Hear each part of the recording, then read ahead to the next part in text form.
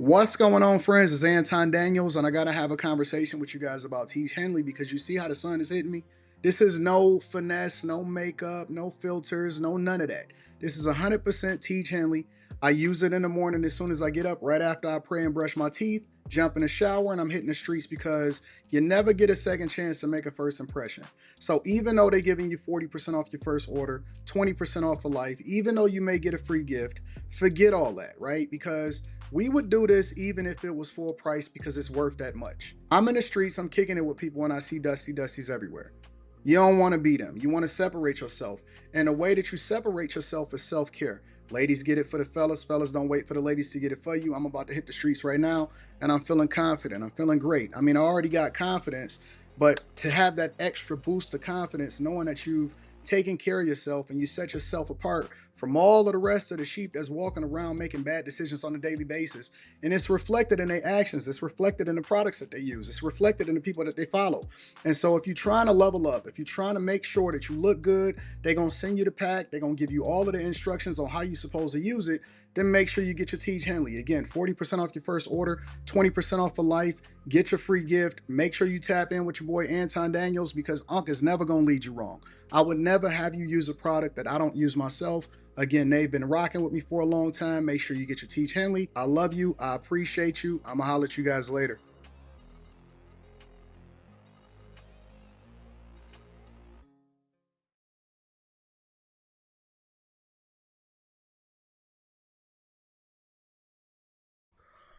What's going on is Anton from AntonDaniels.com. I appreciate you guys for continuing to rock with me. Thank you for tuning in for another edition of the Millionaire Morning Show. What up, what up, what up, what up, what up? Let me give everybody in here a round of applause. Yeah, we in the building. What's going on, friends and family? We back in the studio. I didn't want to cheat the game. I did not want to cheat the game, so it was important that we get in the studio. We could have did it out there. I apologize for the delay.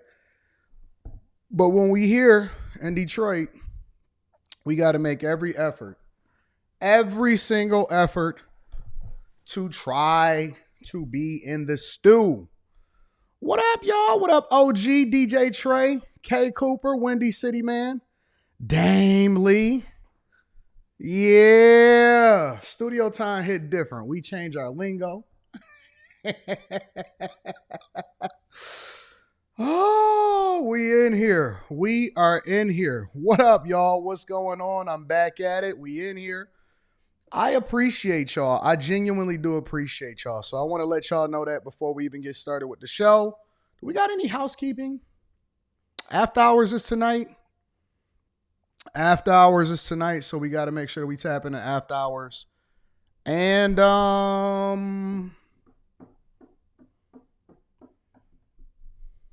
that's all I can think of right off the top of my head. What's up, V Nicole? What up, though? What's happening? I love the chat talking about my boy finally. I acknowledge everybody that's inside of the chat. You know what I'm saying? Hey, do you got to do the corporate laugh when you in the studio? I'm just happy. I'm happy. I'm excited.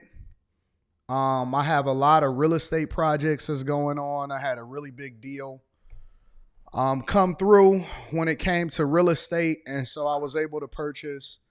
I had a first. And so firsts are always exciting, and so that gives me life.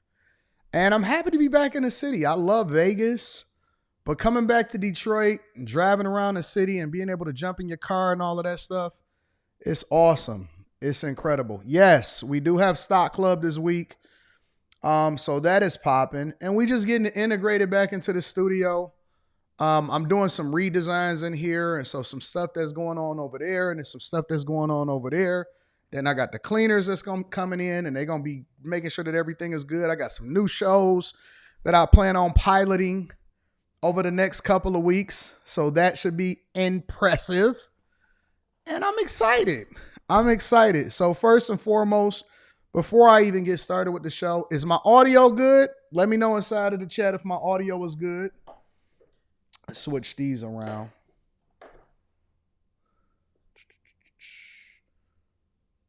And then I also want to acknowledge the people that support the platform. So first of all, shout out to my dog Mike, that dude.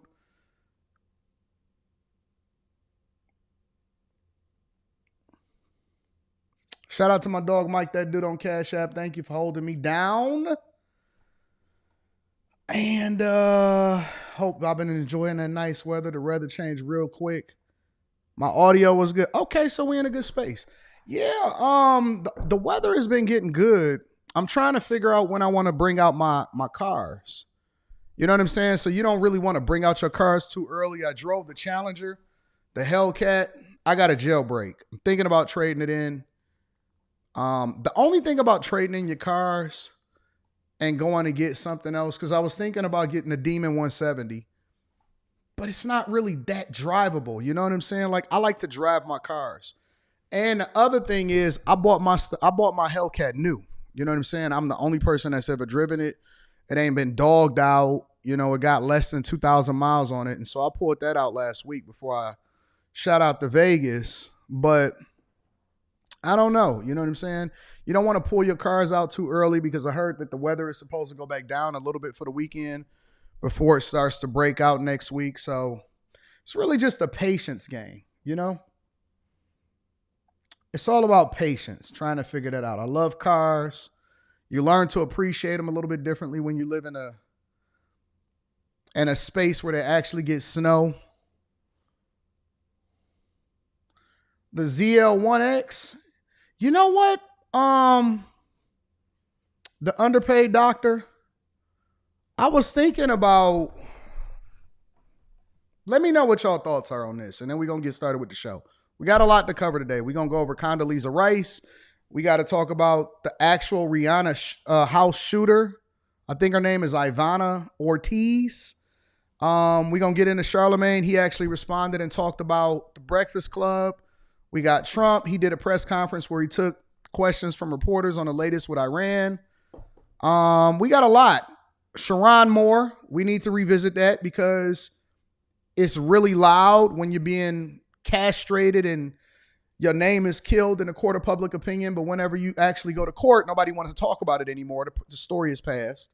So we got a lot to talk about. It's a lot to go over. But one of the things that I was thinking about is, if we really America first, right? Because y'all know I got the Lamb on order, the Temerario. And I was thinking to myself, do you do that, or do you do the ZL1? Like, do you go all the way America first? Because I was walking down Woodward, and General Motors has actually moved into the Hudson's building, into their new spot right up the street, right? And so they got a showroom floor where they got the ZL1X and the prototype cars, and they got the Hummer in there and stuff like that. And I was like, man, this car is beautiful. So do you go all the way America first, or do you stick with the Temerario just because it's the newest thing?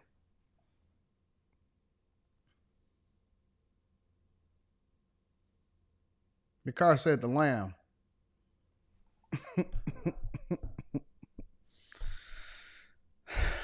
The Lamb, because it will hold its value. Well, here's the thing about that, though, your car. I drive my cars. I don't buy my stuff for it to hold or to sit on it and stuff. I buy my sneakers to wear them. I buy my watches to wear them. I buy my cars to drive them. You can't take any of this stuff with you. So while you appreciate it and you love it, you're supposed to buy stuff that you love and that you want to use. You know what I'm saying? So grab the Chevy, All American. I see the American, ZL1, the Lamb. America first. Get the car, get what you like. Corvette all day.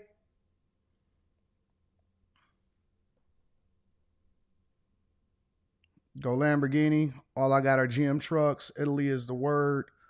You're searching for AD. I'm conflicted. The CA ZR1 is the American supercar.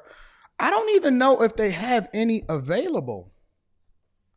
Because you know what I was thinking about? I was thinking, well, maybe we trade the 911 in for the ZR1. If it's even available. I don't even know.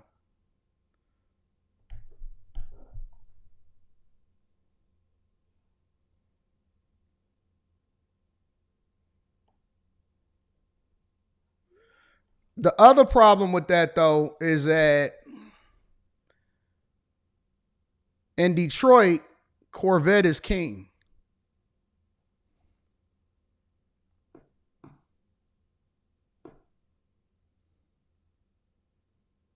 I wouldn't trade in the Challenger. I would keep the Hellcat. So maybe you trade in the 911 and you get the ZR1 and then you keep the Lamb on deck. I'm thinking that that's the play. Anyways, I appreciate y'all. I love y'all. What up to Carrie? Somebody told me Carrie is in the chat. Let me see where she at. Where my girl Carrie at? There she is. She says, sheesh, I had to wait through 3 minutes of ads to get in. Good morning, wishing everybody. Let me call Carrie real quick. I don't know if she's available to talk.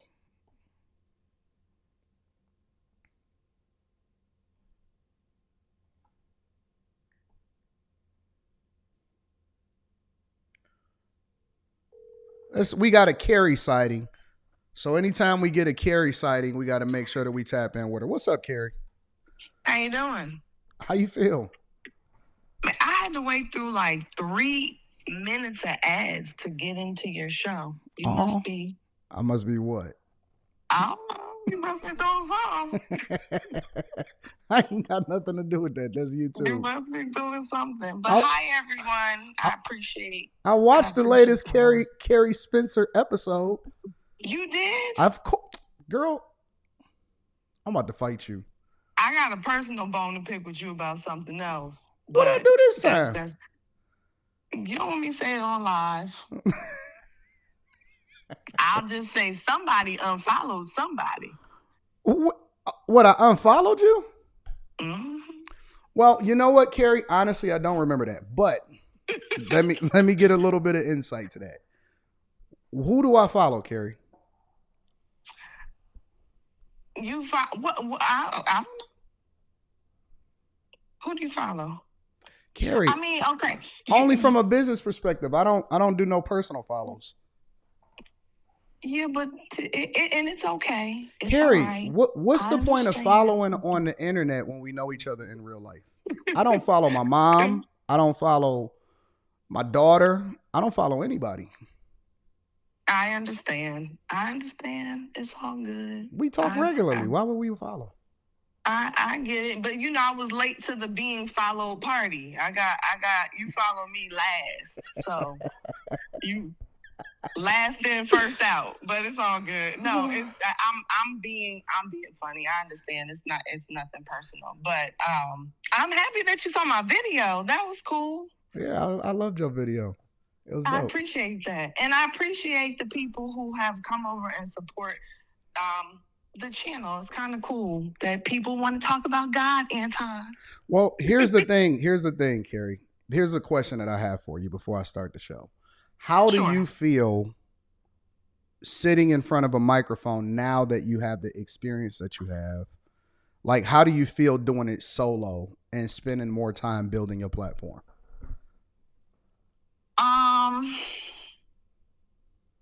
It feels like a bigger responsibility. I still am not to the point of going live. I don't know if I'll ever really I don't know if I'll ever really do that.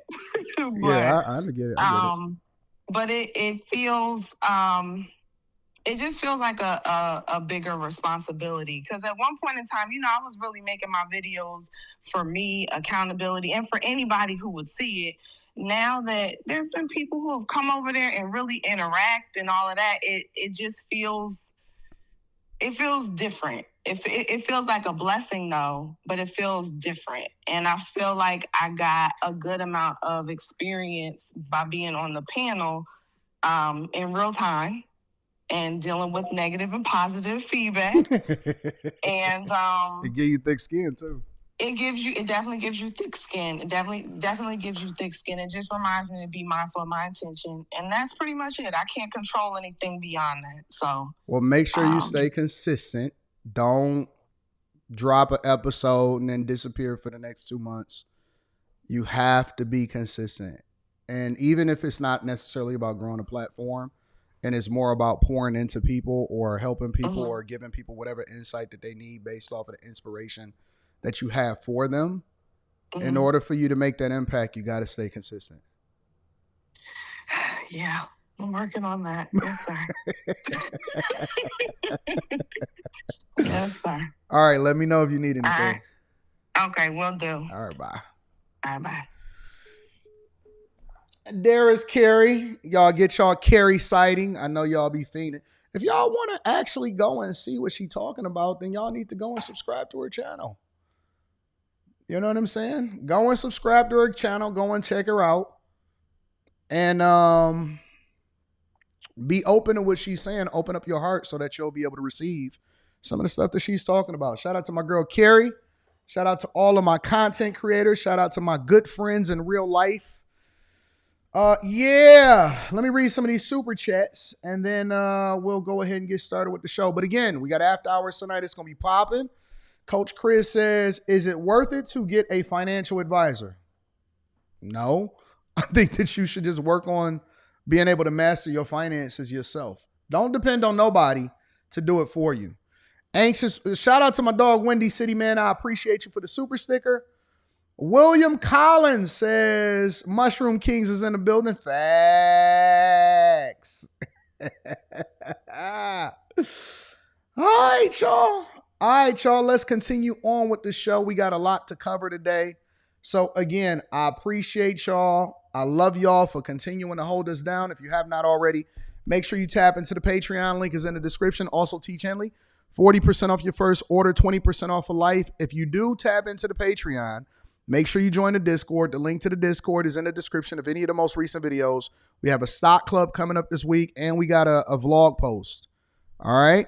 And then I'm including some new stuff. I told y'all that I was putting in some new shows, right? So we're going to do that. All right? Let's go ahead and get it popping. The first thing that we want to talk about is that I want to revisit it. The first two things that we do today is I want to revisit a couple different subjects, all right? And the first thing that I want to revisit is this old Ivana Ortiz, Rihanna. We talked about this yesterday as far as a shooting over in Rihanna's house, all right? And they said that they had more information on the actual shooter. And so I thought it would be fruitful for us to learn more about this person. And there's some additional details in here that I think is going to be meaningful into the conversation. Make sure y'all hit a like for the algorithm, subscribe to the channel, and turn on your notifications. A woman who police say shot multiple rounds at Rihanna's Beverly Crest mansion is facing attempted murder charges tonight. The pop star was at home when the sudden barrage of bullets rang out. The Rihanna was not hurt in the attack. And now investigators are working to determine who Ivana Ortiz is and why she targeted the pop superstar. Carlos Salcedo is live in Beverly Crest with the latest on this troubling shooting. Carlos. Micah, share behind me is Rihanna's home, the front gate covered with those bullet holes. Now, tonight we still don't have a motive, but we are learning new information about the suspected shooter and the attempted murder charges she now faces.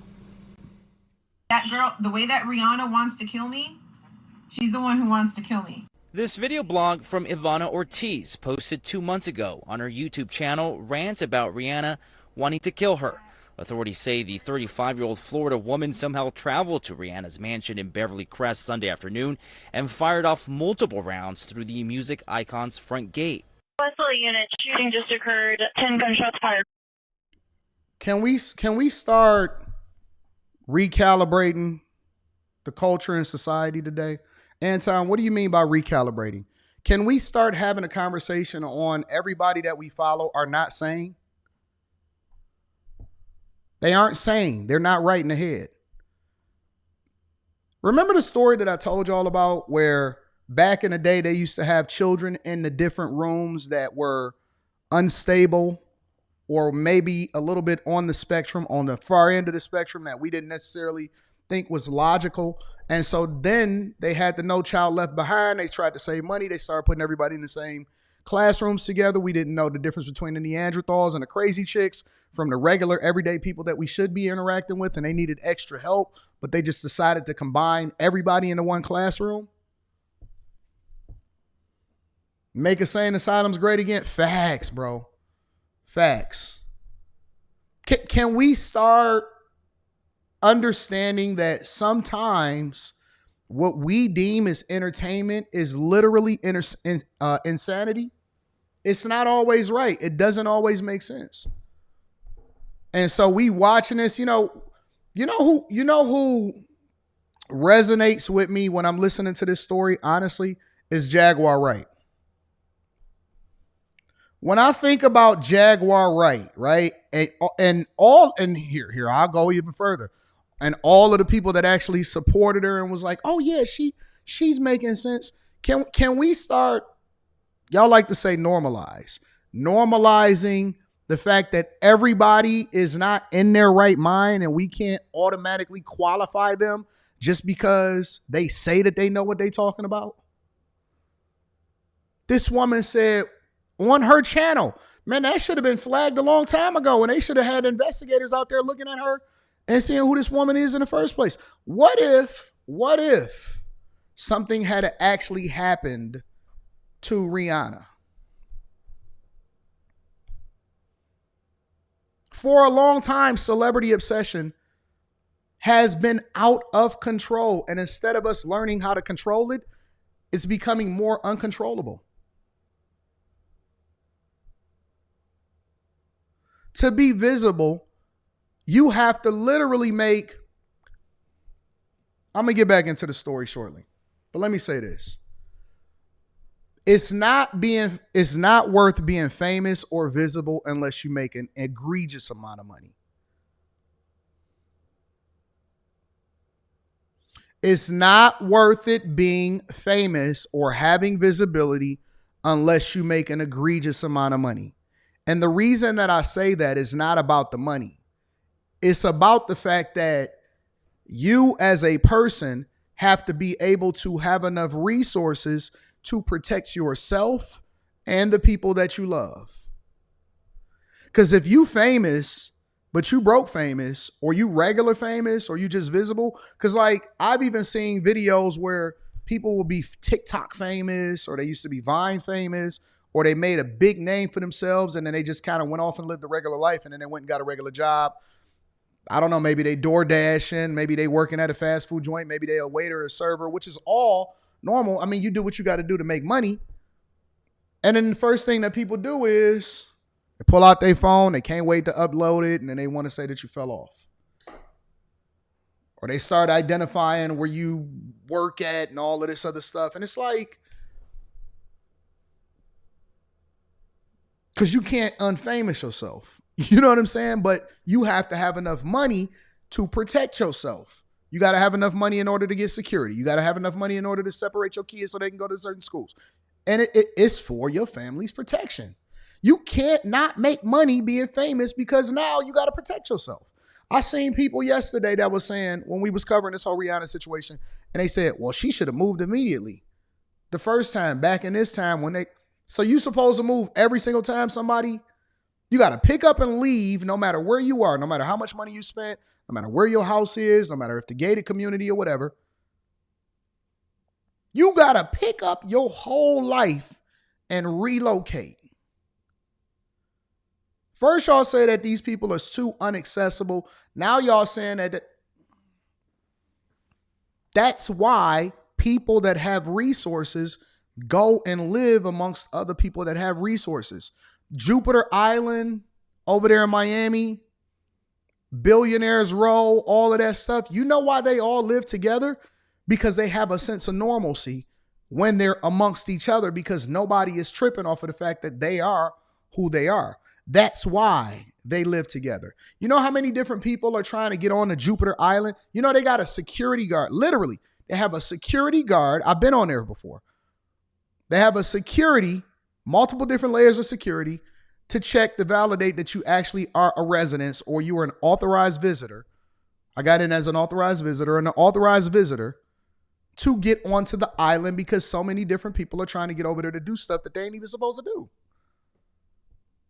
That's the reason people think that people that have resources are amongst other people that have resources so that they can network together.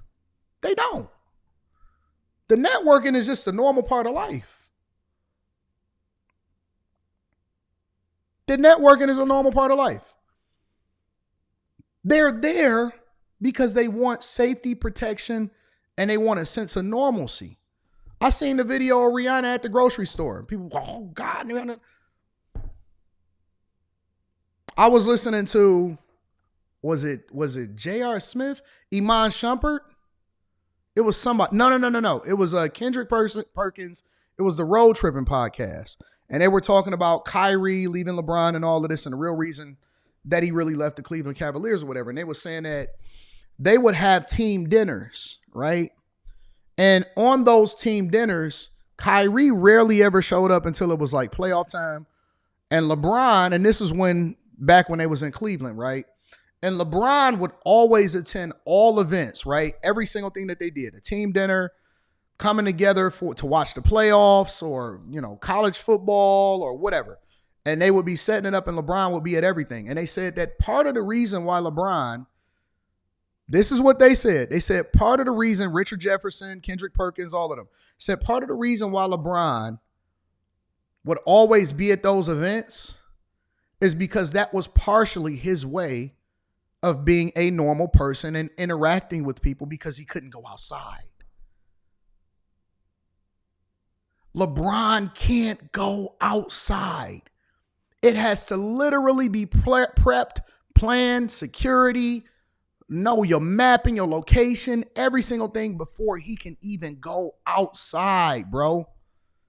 That's crazy if you think about it. And I know we like to worship celebrities as a culture and all of this stuff. Is it worth it? Is the financial freedom worth the fact that you're going to have people touring your home and driving by every single day? They said that the reason why he embraced team dinners and all of this stuff is because he can't go outside. Anytime he go to a city, anytime he travel, he can't just go out and he can't go out and do this. He can't be regular. He got to literally get permission to go outside as a grown man.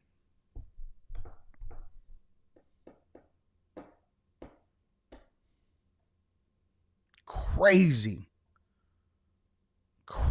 bro. Or you got people that delusionally make up in their head that they your ops. Next thing you know, she's shooting at her house. From the vehicle at the gate, has a road associated with a white Tesla as you northbound on Coldwater. According to dispatch audio, the suspect fled the scene in that Tesla, but was later tracked down. An AR-style gun was found. Ortiz was arrested for attempted murder. Ortiz may have been a deranged former fan of the Grammy-winning artist. TMZ reporting that Ortiz was involuntarily committed and lost custody of her 10-year-old child. On the Facebook page matching the suspect's description, there's bizarre posts about not only Rihanna, but also singer Cardi B and Kim K. Police confirming that Rihanna was home at the time, but it's unclear if her 3 children or partner A$AP Rocky were there. Just minutes before it all went down, we were just shocked, you know what I'm saying, to see something like that right there. Throughout the day, celebrity tour shuttle buses were seen driving by the area. I can't do it, bro. I can't do it. I cannot do it. It's crazy. Bro, do you know that when Eminem come outside, like if he go to anything, he was here, I forgot, was it Seinfeld? It was Adam Sandler, right? And Adam Sandler was here and all of that. And Eminem had went out to where his mom's spaghetti restaurant is and stuff like that. And he went out there. Bro, when he step out a foot outside, it's pandemonium. Pandemonium. There are people that make money, and we don't think about it. Like, this has been happening for a long time. Since the 70s and the 80s, they've been doing tours in LA and stuff like that. There are people that make money doing tour buses, driving by your house and giving a tour of everybody that lives in a certain neighborhood. And there's nothing you could do about it because it's a public road. What's up, Ange? And we didn't really think about it like all of these years because, you know, that was just norm. We looked at him at the Inquirer. Now the Inquirer is the Shade Room. You know what I'm saying? But they're doing tours, and there's people that actually pay to drive by your house and to see where you live. And it's crazy, bro. It is absolutely insane. I couldn't, bro. I just couldn't live like this. It's filled with celebrity homes. We know about in the past that she had some issues here at her other home, and we were very sad to hear about what happened. But I'm also a little bit disappointed that her security didn't shoot back at that person, and we just wish for her safety. The pop star's team was also seen hauling out luggage, neighbors not having much to say other than the obvious. It sucks, huh? It sucks. Thankfully, nobody was injured. Now it looks like she probably got to relocate to a completely different location because she got heat on her, and because it's all visible. And they didn't even, bro. There were helicopters that were hovering over the house. You could see inside of the house. They can't just have their windows regular or none of that type of stuff, bro. Somebody said it in the chat. Shout out to the chat. They said it's like a golden prison.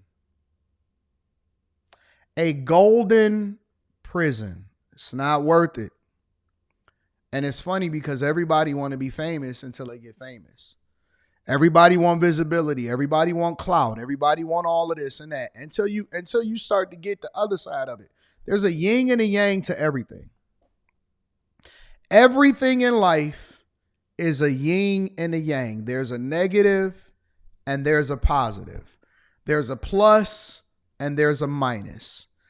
Nothing is going to be all good 100% of the time. And the worst part about it is you got people like this. So I'll give y'all a hint, right? Remember when I was calling out the video of the guy that was basically imitating every single thing that I did and it was duplicating it or whatever? And so somebody sent me a follow-up video and he says, I mean, literally glasses, layout, life, the whole 9 yards. So I looked at a little bit of it and he says, Taryn, going off on another black man.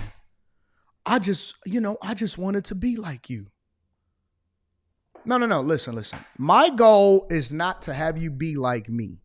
My goal is to have you be like you. So I want to give you the insight, the information, the blueprint to what you need to do to be successful. I don't want you to be me. This is not me turning against you. This is me inspiring you to be authentically you and then to take the blueprint and make it yours. Modify a couple things. Instead of wearing glasses, maybe get contacts. I don't know. I'm just making it up as I go. But my point is that you don't want people to recognize you for trying to be me. You want people to recognize you for trying to be you because you are uniquely you. Right? You could take the work ethic. You could take the templatizing. You could take a lot of different things. But don't you want to be you? Like, I'm not turning on you. I'm glad that I inspired you. Congratulations on the work ethic. But you don't want people to mistake you for me. Don't you want to be yourself? Like, when y'all go home at night, right? And y'all lay with y'all girl, don't y'all want y'all girl to say, baby, you did that is innovative what you did. Or don't y'all want y'all kids to look up to y'all and say, daddy, I want to be just like you. You don't want your kids to say, daddy, I want to be just like Anton, just like you being like Anton, right? No. Am I off on this? Like, don't you want your kid to look up to you? Like, don't you want your girl to say, oh man, baby, you all of that, you everything. I love the way you did that. No.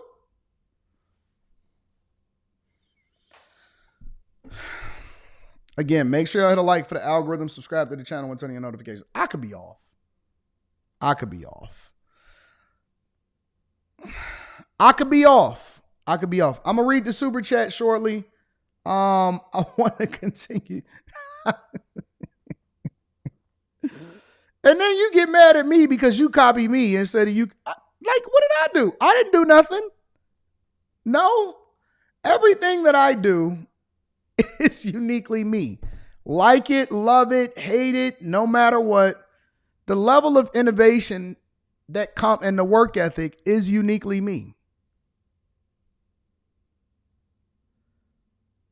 I never, ever, ever wanted to be anybody else outside of myself. Whatever that is. I love me enough to be me. Now, I may take some work ethic or some inspiration or this. You know what I'm saying? Like, oh, man, I love the way they handled that situation. I need to adopt that. I need to be a better version of myself. The only person that I look to for inspiration, to be honest with you, is Jesus. That's it. That's it. I don't need to be like anybody else except for Jesus. So that's where I'm going to get my inspiration from. I would assume that you would probably want to get your inspiration from God. And then he gives you different things to incorporate into your life so that you'll also be a better version of yourself. Make sure you tap into the Patreon. Link is in the description as well as pinned to the top of the chat. Faye Nowinski said, Anton, I work at a female prison. Majority are on mental health meds and also claim a celebrity did something to them. Jesus. But let me tell you something. It's a group of people that'll actually go with that. Oh man, yeah, man. They tried to get Jay-Z from that chick, that girl that was drawn with crayons on the wall. Jay-Z must have did it. I said, y'all out of y'all mind, bro. The celebrity worship culture has literally brought the community and the culture down to its knees. I want to revisit another conversation really quickly. All right. Sharon Moore. So Sharon Moore, for those of you that just got here, or maybe you're just not familiar with what's going on. Sharon, is it Sharon Moore or Sharon Moore? Sharon Moore was destroyed in the court of public opinion. People could not separate the difference between truth and facts. Facts was he lost his job. Facts was he was being accused by a chick that claimed to be a side chick and crashed out on him. And then he was also accused of breaking and entering and all of this assault and getting at her and stuff like that, right? And whenever I report on these stories, I have the same sentiment. Even with the young boys that was accused, the 12-year-old, the 13-year-old, the 15-year-old that was accused of taking advantage of the 12-year-old girl down there in Overtown in Miami.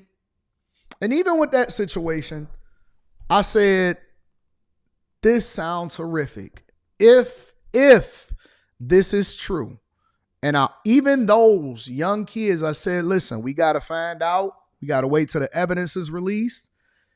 And we just can't convict them in the court of public opinion. It's still innocent until proven guilty. That's the one beautiful thing about our justice system, is that it's supposed to be innocent until proven guilty. Unfortunately, we've also, with social media, included the court of public opinion. And here's the problem that I have with a lot of these, because I haven't even seen this news report yet, but this is the problem that I have with a lot of this. We don't give the same level of energy to the results. We only care about the accusations. We don't care about what the truth is. We only care about clicks and views. So when I can, and when I do notice it, or when I do get the visibility that comes along with the results, I like to revisit it. And I like to say, well, let's go back and let's see if what he was being accused of was justified, or does the culture owe him an apology objectively. And so I'm going to revisit this. Next, we got up Trump was taking questions on Iran. We're going to go into that next. And then I want to get into Condoleezza Rice because she had some thoughts on what was going on with Iran. But I do want to revisit this, and I want to have a conversation about whether or not he was right, he was wrong, and how off is the culture when it comes to convicting people in the court of public opinion. Again, make sure you guys hit a like for the algorithm, subscribe to the channel, and turn on your notifications. Let's get into it. We begin with breaking news in the case against former U of M football coach Sharon Moore, his defense team agreeing to take a plea deal. Good evening, everybody. I'm Roop Raj. Moore has pleaded no contest to 2 new counts. In exchange, 3 other charges will be dropped. Let's get live to Fox News' Scott Wolchuk. He's in our newsroom with the details of what happened in court today. Scott. Hey, Roop. Yeah, you know what? This was a really interesting case. Originally, it was supposed to be an evidence hearing. Quickly, all of us in the courtroom kind of figured out something was going on behind the scenes because the attorneys, as well as Moore, had been in the other courtroom talking and hashing something out all day.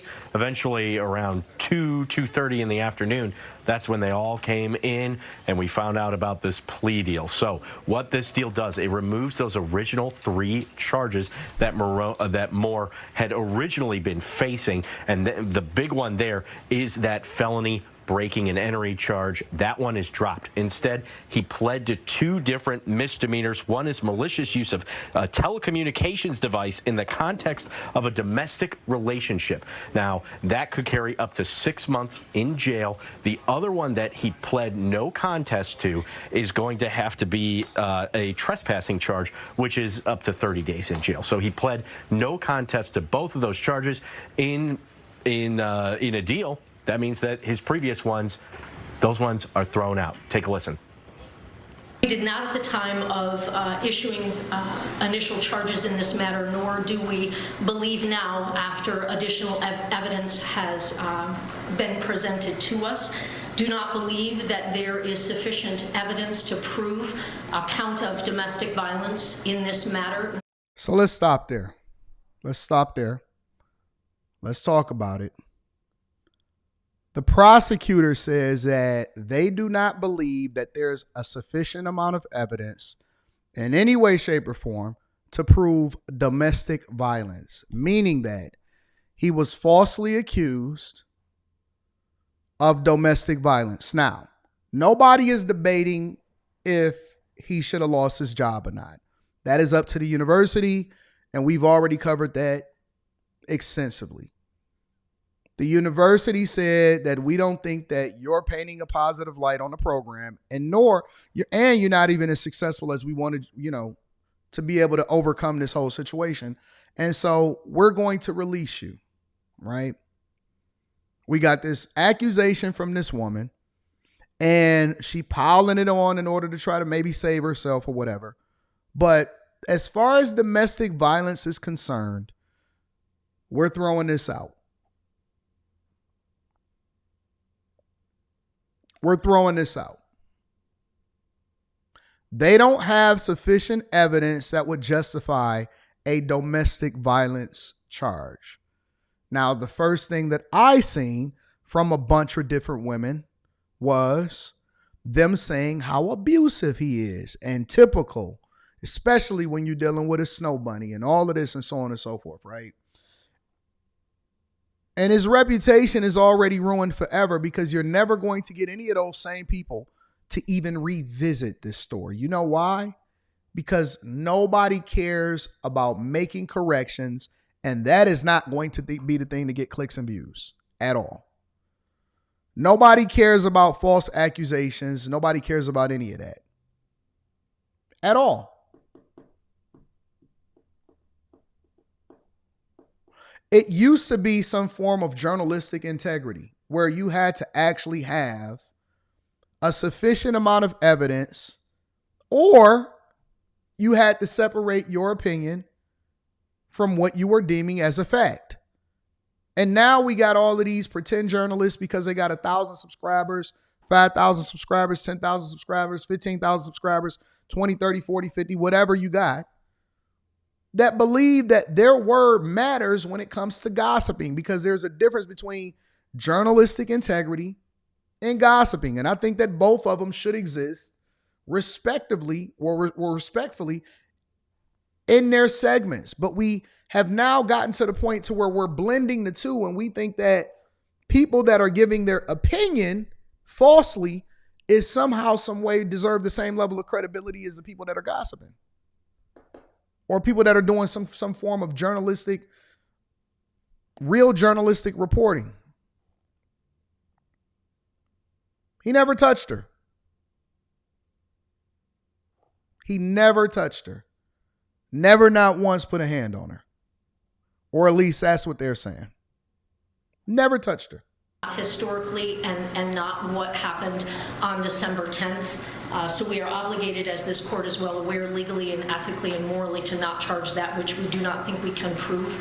What we do believe the evidence supports is criminal misbehavior in the context of an intimate partner relationship. From the beginning, we maintain that the felony stalking charge and the entering without permission charge, all the charges against Mr. Moore, were not supported by facts and law. After the court granted our motion for a Franks hearing and the omissions and the detective's affidavit were examined, those charges have been dismissed. The dismissal of those charges validates the concerns we raised about the investigation from the very beginning. Mr. Moore is pleased to put this behind him and move forward. Thank you. Moore's sentencing is set for April 14th. Live in the newsroom, Scott Walchek, Fox 2 News. Roop, back to you. So I want to go into a little bit. I don't just want to use the news clip, right? I want to deep dive a little bit more, and I want to fast forward to actually what was being said in the courtroom so that we can understand exactly how we got here. About to give will be the truth, the whole truth, and nothing but the truth, so help you God. Yes, sir. State your name, please. Charlamagne Moore. Mr. Moore, it is this court's understanding that you are going to be pleading no contest to 2 misdemeanor charges. First charge is the added count 4 of malicious use of a telecommunications device involving a domestic relationship. That's a misdemeanor punishable by up to 6 months incarceration. What does that mean? I don't even know what that means, bro. Using a communications device. Let me hear that again. Hold on, give me a second. Let me back up for a minute. The truth, so help you God. Yes, sir. State your name, please. Charlamagne Moore. Mr. Moore, it is this court's understanding that you are going to be pleading no contest to 2 misdemeanor charges. The first charge is the added count 4 of malicious use of a telecommunications device. Malicious use of a telecommunications device. In a domestic relationship. Malicious use of a telecommunications device in a domestic relationship. What in the world it kind of charges that? What kind of word? What malicious communications with a telecommunications device in a domestic relationship? What? What does that mean? Honestly, I didn't even know that type of charge existed. Let's see what the second charge is. That's a misdemeanor punishable by up to 6 months incarceration and a $1,000 fine plus court costs. Do you understand that, sir? Yes, sir. And also the added count 5 of trespass. That is a misdemeanor punishable by up to 30 days in jail and or a fine not to exceed $250. So he got trespass and miscommunication with a communications device in the domestic. Come on, man. Come on, bro. Come on. Now, again, this does not have anything to do with whether or not he should or shouldn't be working for the University of Michigan as the head football coach. That's a completely different conversation. Fumbled the bag there. Absolutely fumbled the bag there. I don't have anything to fight back with as far as fumbling the bag. But labeling this guy an abuser, labeling this guy as saying that he was going to kill himself, all of that other bull crap, that's nonsense. That's nonsense. And they need to take that off his jacket. They need to remove that. But guess what? There's a lot of people that won't even have that conversation. They're not going to revisit this. They're not going to apologize. They're not going to say that, he wasn't when he was. And they did a whole think piece on something that wasn't true. Understand that, sir? Yes, sir. You understand what a no contest plea is? Yes, sir. All right. 2 things about a no contest plea I have to make sure that you understand. First thing is that it first of all means that you're not further desirous of wanting to contest these 2 charges. You understand that, sir? Yes, sir. Second thing you need to understand is that for purposes of sentencing, the court is going to treat you the same as though you had pled guilty. You understand that? Yes, sir. Basis for the no contest plea, counsel? The basis for the no contest plea is civil liability. Potential civil liability. All right. Yes, civil litigation. Okay. Civil litigation. So basically what they're saying is that they don't want anything that he's being criminally charged with to lead to somebody being able to use that to justify a civil lawsuit, either against him, or I don't know if he can actually pursue some form of a civil lawsuit against the person that accused him. Right? So that's a deeper message. When OJ was on trial, he had to face two different things. He had to face the criminal trial, which obviously he beat, and then he had to face the civil lawsuit, which he then became liable for. Right? So they're basically making sure that they're covering all bases. I'm glad this is why you hire a lawyer. You don't want no sucker lawyer. You want an actual decent lawyer. Don't get a fly-by-night lawyer. Go get a regular lawyer, y'all. More to the charge of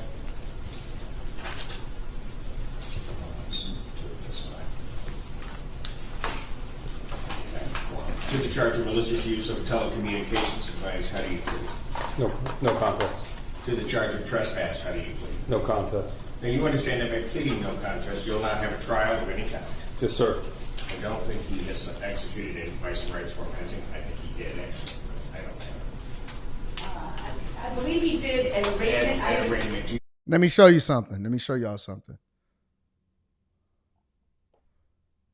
And it's always the guys.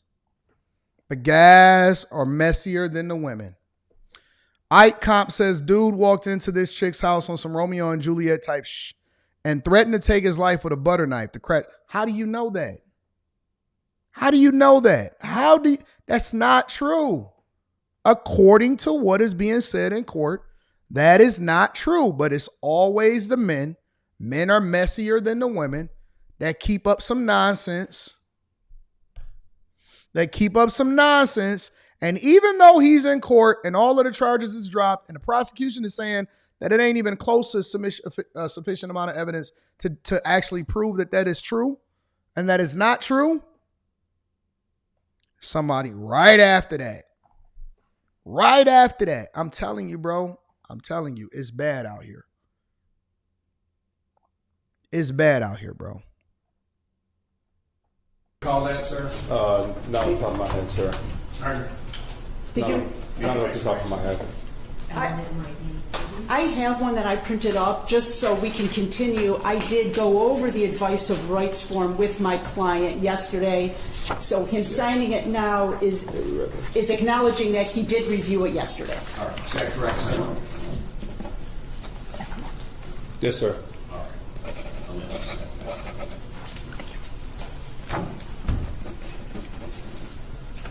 Did you have any questions regarding any of the rights that are contained on that? No, sir. And then he comes back and he says, it's definitely true. Look it up. I'm listening to the court proceedings right now. I'm not going based off of an accusation or a rumor or look it up. I'm looking at it myself. I'm watching the court proceeding. What are you talking about? Man, it's true. Look it up. Look what up? I'm watching him in court with his lawyer and the prosecution is saying that it's not true. You're waiving or giving up the rights that are contained on that form. Yes, sir.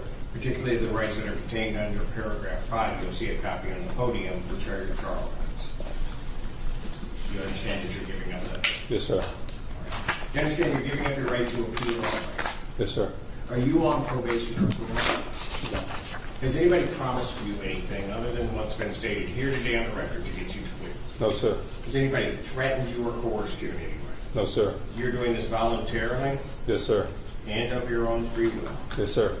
The court has been provided and has reviewed thoroughly Pittsfield Township Department of Public Safety report for their case number 2525629. Counsel, any objection to the court having reviewed that report? No objection. No objection. Based upon a review of that report, the court does find that there's a sufficient factual basis in which the court could determine the defendant's guilt of these two offenses. Here, let me address this one last thing, and then I want to get over into the Trump thing. He says, and this is why I like interacting with the chat. Hold on, give me a second.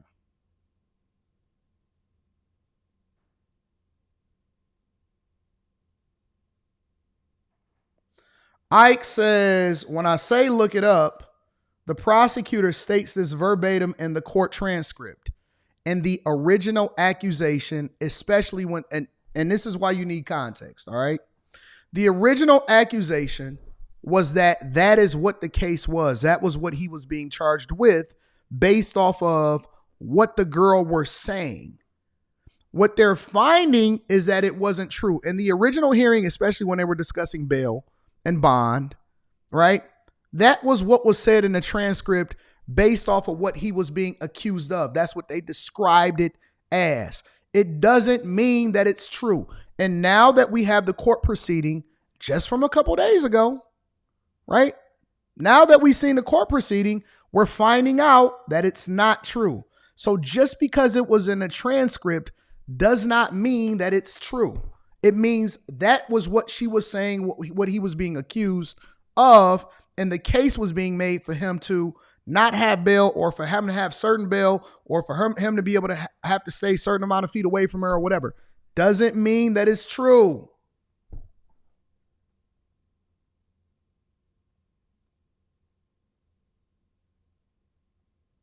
If somebody goes out and they accuse you of doing something, and they say, hey man, Ike Comp took a dump in somebody else's bushes, and the police come and arrest you, and it's a dump in the bushes over there, right? And the police come and arrest you, and they take you to court, and they say, well, what is he being accused of? Well, Ike Comp was taking a dump in somebody's bushes, and so not only are we going to charge him with destruction of property, but we're also going to give him a sexual predator charge because he had his butt out in the public, and somebody seen him, and the kids pointed it out. And we gonna make sure that he get on the offenders list. And then later in the court findings and the proceedings, they actually have footage of a dog leaving that dump there. So the evidence that they actually thought that they had, that was dog poo, right? And that wasn't actually you. You just went over there to shoot a dog away and somebody falsely accused you of it. The transcripts are going to say that that's what they accused you of. When you went to court and you pulled out the footage and you showed it to the prosecutor, and they say, well, listen, there's not no evidence that actually suggests that he did that. We're dropping the charges, but we do want to charge you with yelling at the kids that accuse you, because, and you say, all right, I'm going to take that because I know that the prosecutors actually want to have something that says that they have a greater conviction rate. So I'll take that little misdemeanor charge. We'll plead it down. I'm not going to get no jail time. I get 6 months probation, and then I can go about my life. The transcripts will say that original transcript is saying that you was accused of that. It doesn't make it true.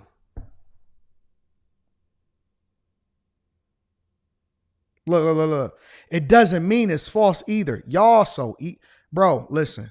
For some of y'all, if a woman says something about y'all or the internet is going to say something about y'all, I'm just going to automatically believe it.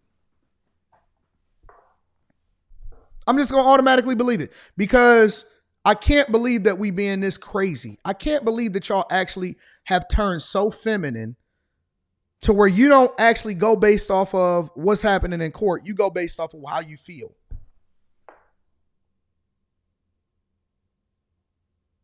That's crazy, man.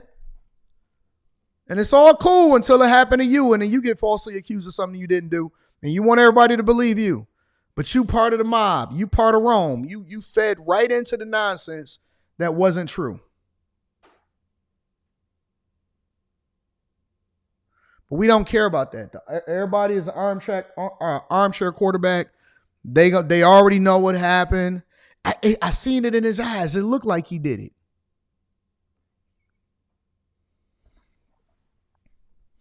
Make sure you guys hit a like for the algorithm, subscribe to the channel, and turn on your notifications. It's sickening. It honestly is sickening. And again, I'm going to maintain my same perspective of how I've always approached this, is that I wait for the evidence and I think that it's innocent until proven guilty.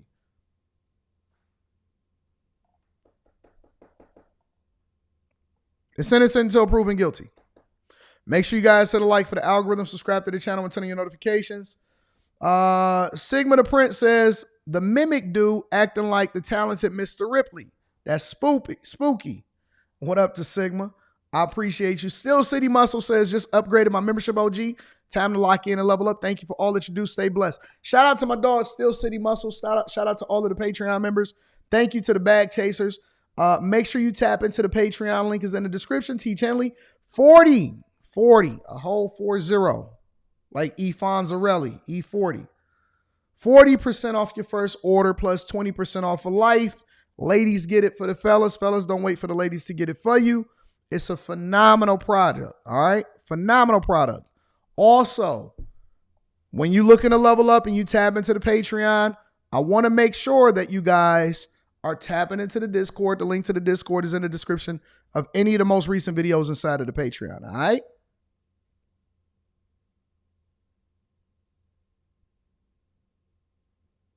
He says, we agree to disagree, nothing personal. Of course it ain't personal. The chat is my co-host for the show. It's never personal until it, is personal. It's all business. Let's have a conversation, all right? The Trump administration, as open as they are, gave an update on what was going on over in Iran. But also, on top of that, he decided that he wanted to take questions. And so we're going to dig into that. Make sure y'all hit a like for the algorithm, subscribe to the channel, and turn on your notifications. Hello, everyone. Thank you very much. It's been a very big 2 days, I have to say. And we'll be heading back to Washington, D.C. right after this. And I'd like to wish everyone a very good evening. And over the weekend, the United States military and the Israeli Defense Forces continued Operation Epic Fury very successfully. Over the past 9 days, we've carried out some of the most powerful and complex military strikes and maneuvers the world has ever seen.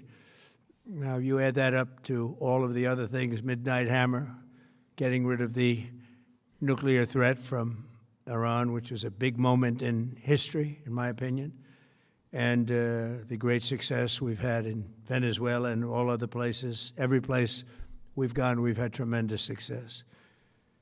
But while we're doing all of these things, we're achieving major strides toward completing our military objective. And some people could say they're pretty well complete. We've wiped every single force in Iran out very completely. Most of Iran's naval power has been sunk. It's on the bottom of the sea.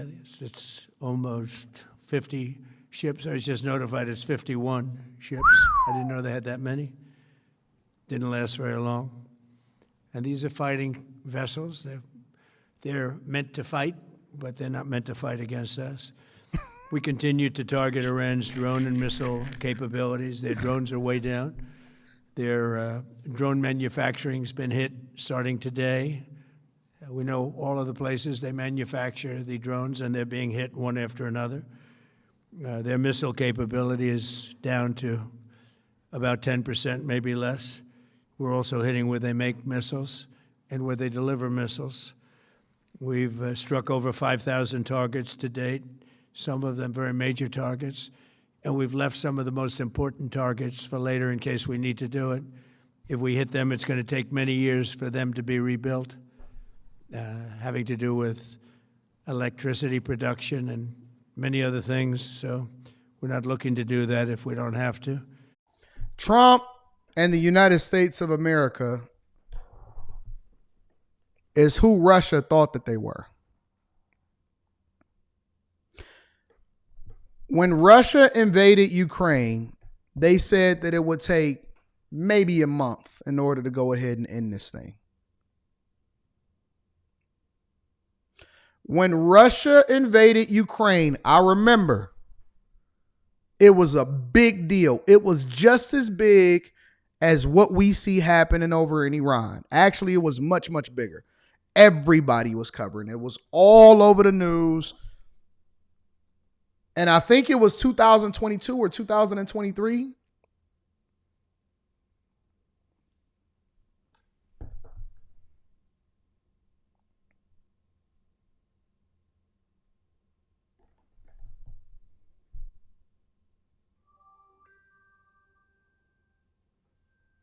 When did the current war start between Russia and Ukraine?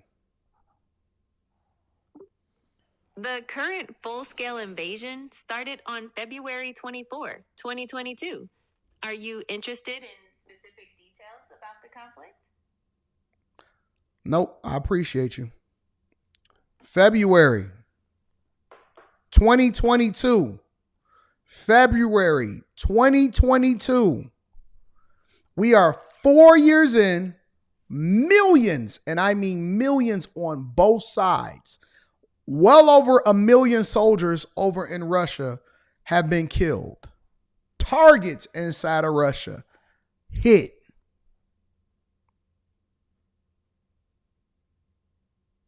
Ukraine had capabilities of going all the way. Ukraine has done so well considering what they thought was going to happen that they're sending people from Ukraine over into the Middle East so that they can give them advice on how to avoid all of these drone strikes and to deal with these drone strikes effectively.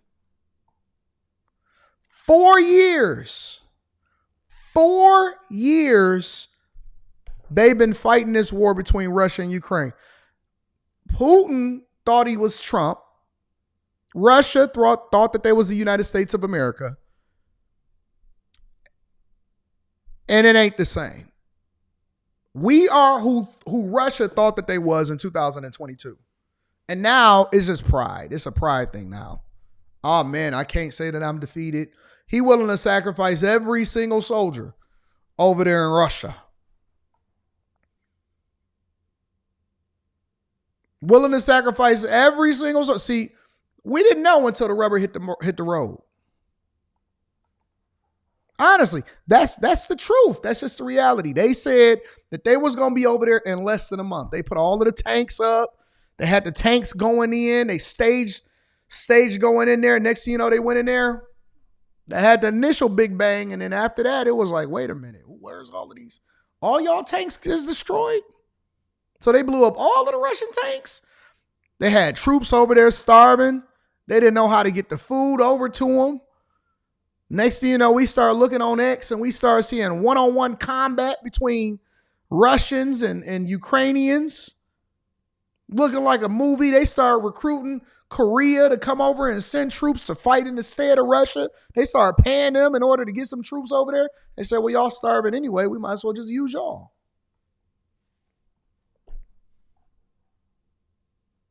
That was the truth. And then we said, all right, hold my beer. Went over there overnight, snatched up Maduro. Trump said, we're not about to pay, we're not about to give $25 million for somebody else to get him. We just rebuilt the military. Let's go over here and put a display on for the world to see. Went over there overnight, snatched him up, had him over here with covers over his ass. He couldn't even see.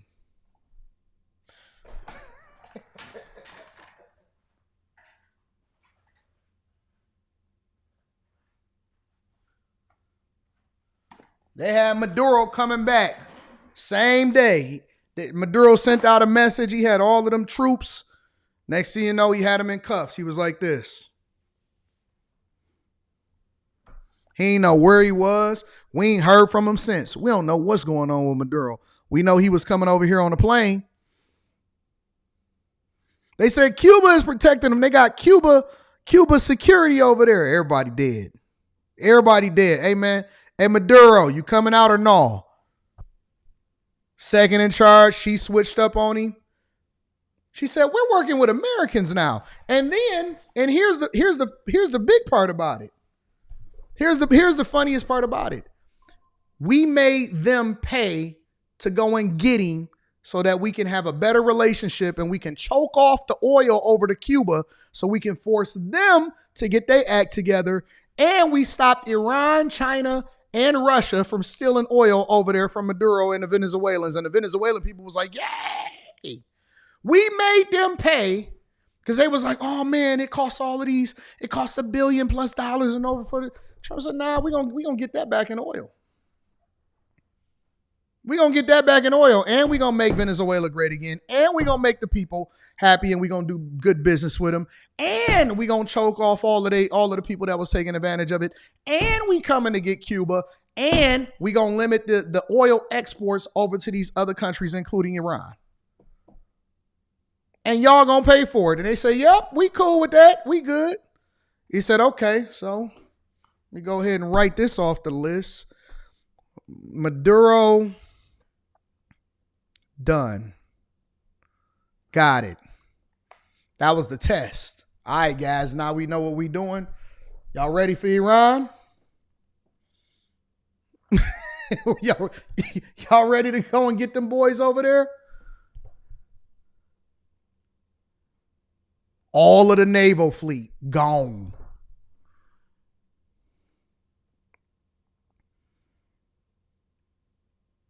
Killed the head, the supreme leader, overnight. Gone. Say, well, I put my God against your God all day long. I thought that was a theocracy. Trump said God is on our side, not yours.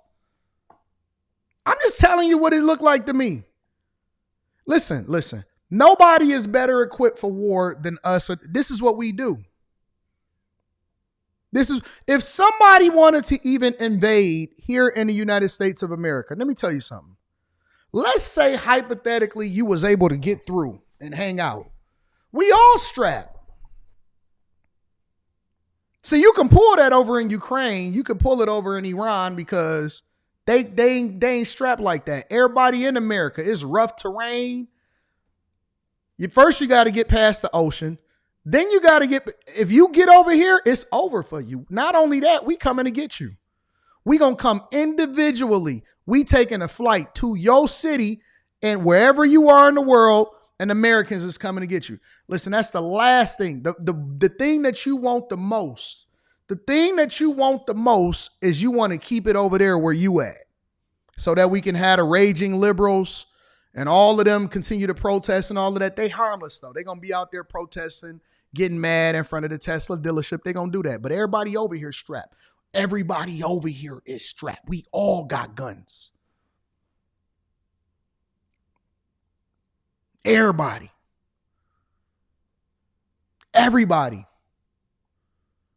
Women got the guns. Guys got the guns. Hood got the guns. YNs got switches. We got all kind of, everybody over here strapped. You can't go nowhere. You can't. I apologize for the minor interruption. We back. If you having audio problems, don't worry about it. Just go ahead and refresh. We back though. We back in the mix. We getting it in.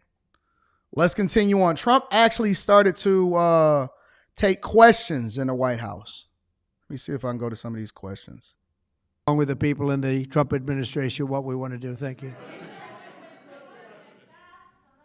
Yeah, please. Can I ask you, you mentioned you were going to waive certain additional oil waivers or sanctions. Can you talk a little bit more about that and address in particular? Well, we're looking to keep the oil prices down. We went artificially up because of this excursion into a very positive thing. I mean, this was an excursion that a lot of people wouldn't have done. I knew oil prices would go up if I did this, and they've gone up probably less than I thought they'd go up. But I don't think anybody thought we were going to be this quickly successful. This was a military success, the likes of which people haven't seen. We have the best military. We have the best equipment.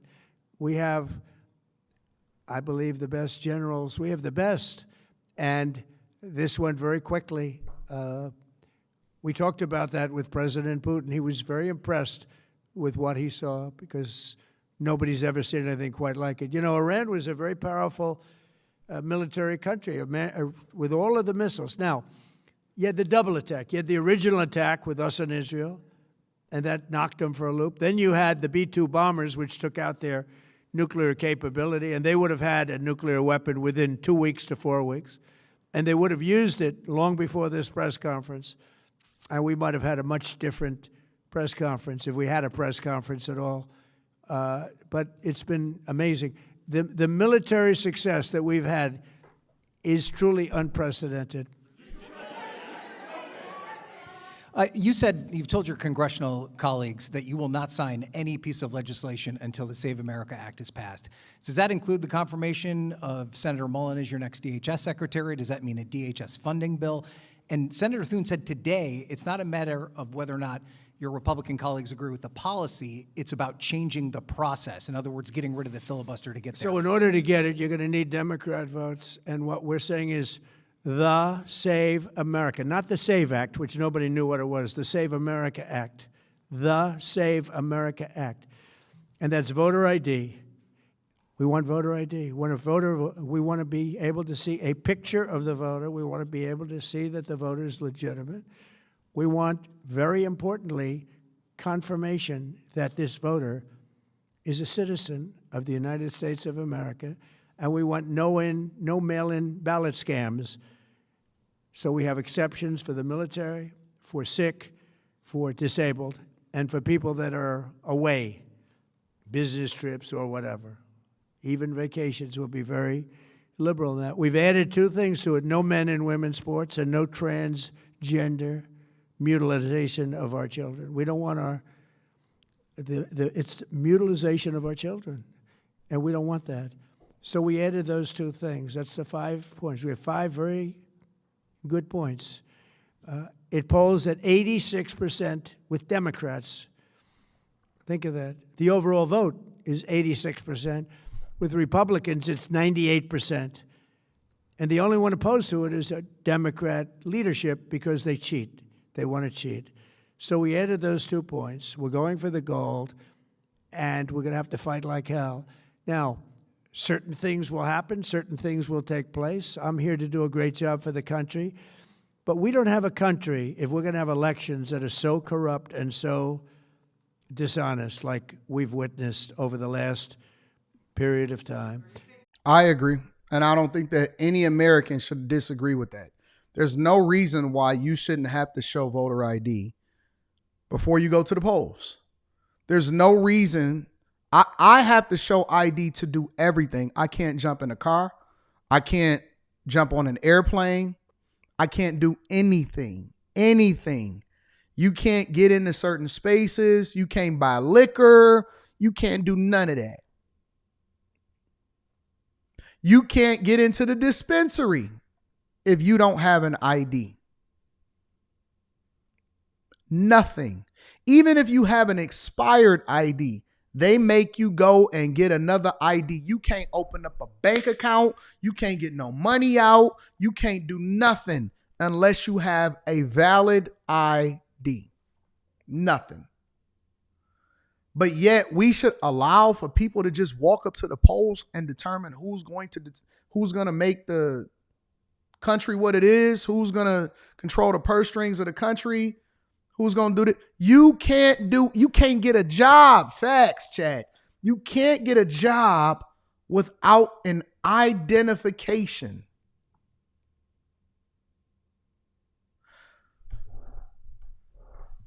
Where was I at? Oh, I was at the hotel. I was checking out yesterday in order to, actually, it wasn't even checking out. It was buying something and putting it on my room. So I went down to the store down in the Vidara, right? Because I like to stay at the Vidara when I go to Vegas. And I went down to the general store to get some waters, right? I wasn't about to pay extra money for room service to bring me some bottled water. So I go down in the store and I said, hey, I'm about to get this water, but I want to put it on my room. They said, what room number is it? I told them what the room number is. They said, okay, let me see some ID. No, just put it on this room. They said, we can't because we don't know if you're putting it on somebody else's room. You have to validate who you are. I said, well, I left my identification up in the room. They said, well, just go into your phone. I said, well, what's on my phone? They said, go into general and let me see if that's you. Let me see the name that's on your phone. I said, oh, that's a good idea. I said, that is a good idea. So I had to open up my phone and show them my name on my phone and show it's me and the name on my phone so that I'll be able to put it on my room. You can't do anything. Nothing. Zilch. Nada. if you do not have some form of valid ID. But Democrats are dying on this hill of allowing for people to go to the polls that don't have identification.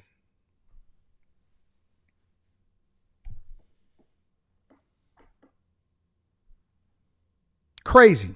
I think that that's crazy. You know, as an example, virtually nobody has nobody has a system of mail-in ballots like we have. No other country in the world. France went away from it. They all went, you know why? Because it's corrupt. And Jimmy Carter, when he had a commission, frankly, I think it's probably the best thing Jimmy Carter did. He said, you can't have mail-in voting because it's inherently dishonest. And it's turned out to be totally dishonest, so we're going to fight for it. Yeah. Activated any sleeper cells inside the U.S. There's reports that they have pressed that trigger button to activate those cells, at least abroad. Well, they've been trying for a long time. We've been very much on top of it. One of the things we have to do is get the Democrats to stop the Democrat shutdown, because, as you know, the apparatus that looks into that, Schumer and the Democrats have shut it down, which tells you they probably hate our country a lot. But the Democrats have to open that up. But we've got very, very good intelligence into that. We know a lot of different things that have happened that have been very bad. A lot of them came in during the Biden open border period, but we have them under, we've got them, we're watching every single one of them. Yeah, we know a lot about them. The biggest problem we have is the Democrat shutdown. We know a lot about them, but the shutdown doesn't allow us to do what we have to do. Have to take him out? Does he have a target on his back? You mean the new Supreme Leader? You mean the son? How can there be an Iran with well, another I don't want to say that, but you know, I was disappointed because we think it's going to lead to just more of the same problem for the country. So I was disappointed to see their choice. Thank you, sir. You've said you have someone in mind to be the new Iranian leadership, if not the Ayatollah's son. What are you looking for in that person? Are you looking at someone internal, given that you just said that their leadership has been decimated? I like the and idea of, internal and eternal, come to think of it. But I like the idea of internal because it works well. I mean, I think we've proven that so far in Venezuela. We have a woman, Delcy, who has been, president of the country, very respected, she's doing a great job. And it's, no disruption. We had, as you remember, Iraq, where everybody got fired. The military got fired, the police got fired, the politicians got fired. There was nobody. And you know what they turned into? ISIS. And we don't want that. We don't want that. So I would like to see people that are inside go. Now, they talk about the son of the Shah. They talk about other people. But, hasn't been there in many, many years. We have a formula that's been very good so far, and I think it'll continue to be good. The relationship is extraordinary with Venezuela, smart country. We've taken out 100 million barrels of oil. It's right now in Houston being taken care of and made so beautiful. And you have to see this at work. They have, it's brought to the refineries. It's being refined in Houston, which is made exactly for that product. And so far, but it's 100 million barrels of oil, and now they have another 100 million barrels coming. And it's like a partnership. We're getting along so well with them. It's great for Venezuela, and it's great for the United States. Shout out to Trump, making Venezuela great again. Putting the people down in Houston to work. He said we refining it in Houston. We're not refining it in China. We're not refining it in Iran. We're not refining it in Russia. We're not even going to refine it in Venezuela. We're refining it here in the United States of America. We got 100 million barrels we refining it. And that's how we going to also keep oil prices down. It's good for their country. It's good for our country. We all make money. We did a deal, and we got Maduro up out of there. It's good for the United States of America. Yeah, please go ahead. Mr. President, You just suggested that Iran somehow got its hands on a tomahawk and bombed its own elementary school on the first day of the war. But you're the only person in your government saying this. Even your defense secretary wouldn't say that when he was asked, standing over your shoulder on your plane on Saturday. Why are you the only person saying this? Because I just don't know enough about it. I think it's something that I was told is under investigation. But tomahawks are used by others, as you know. Numerous other nations have tomahawks. They buy them from us.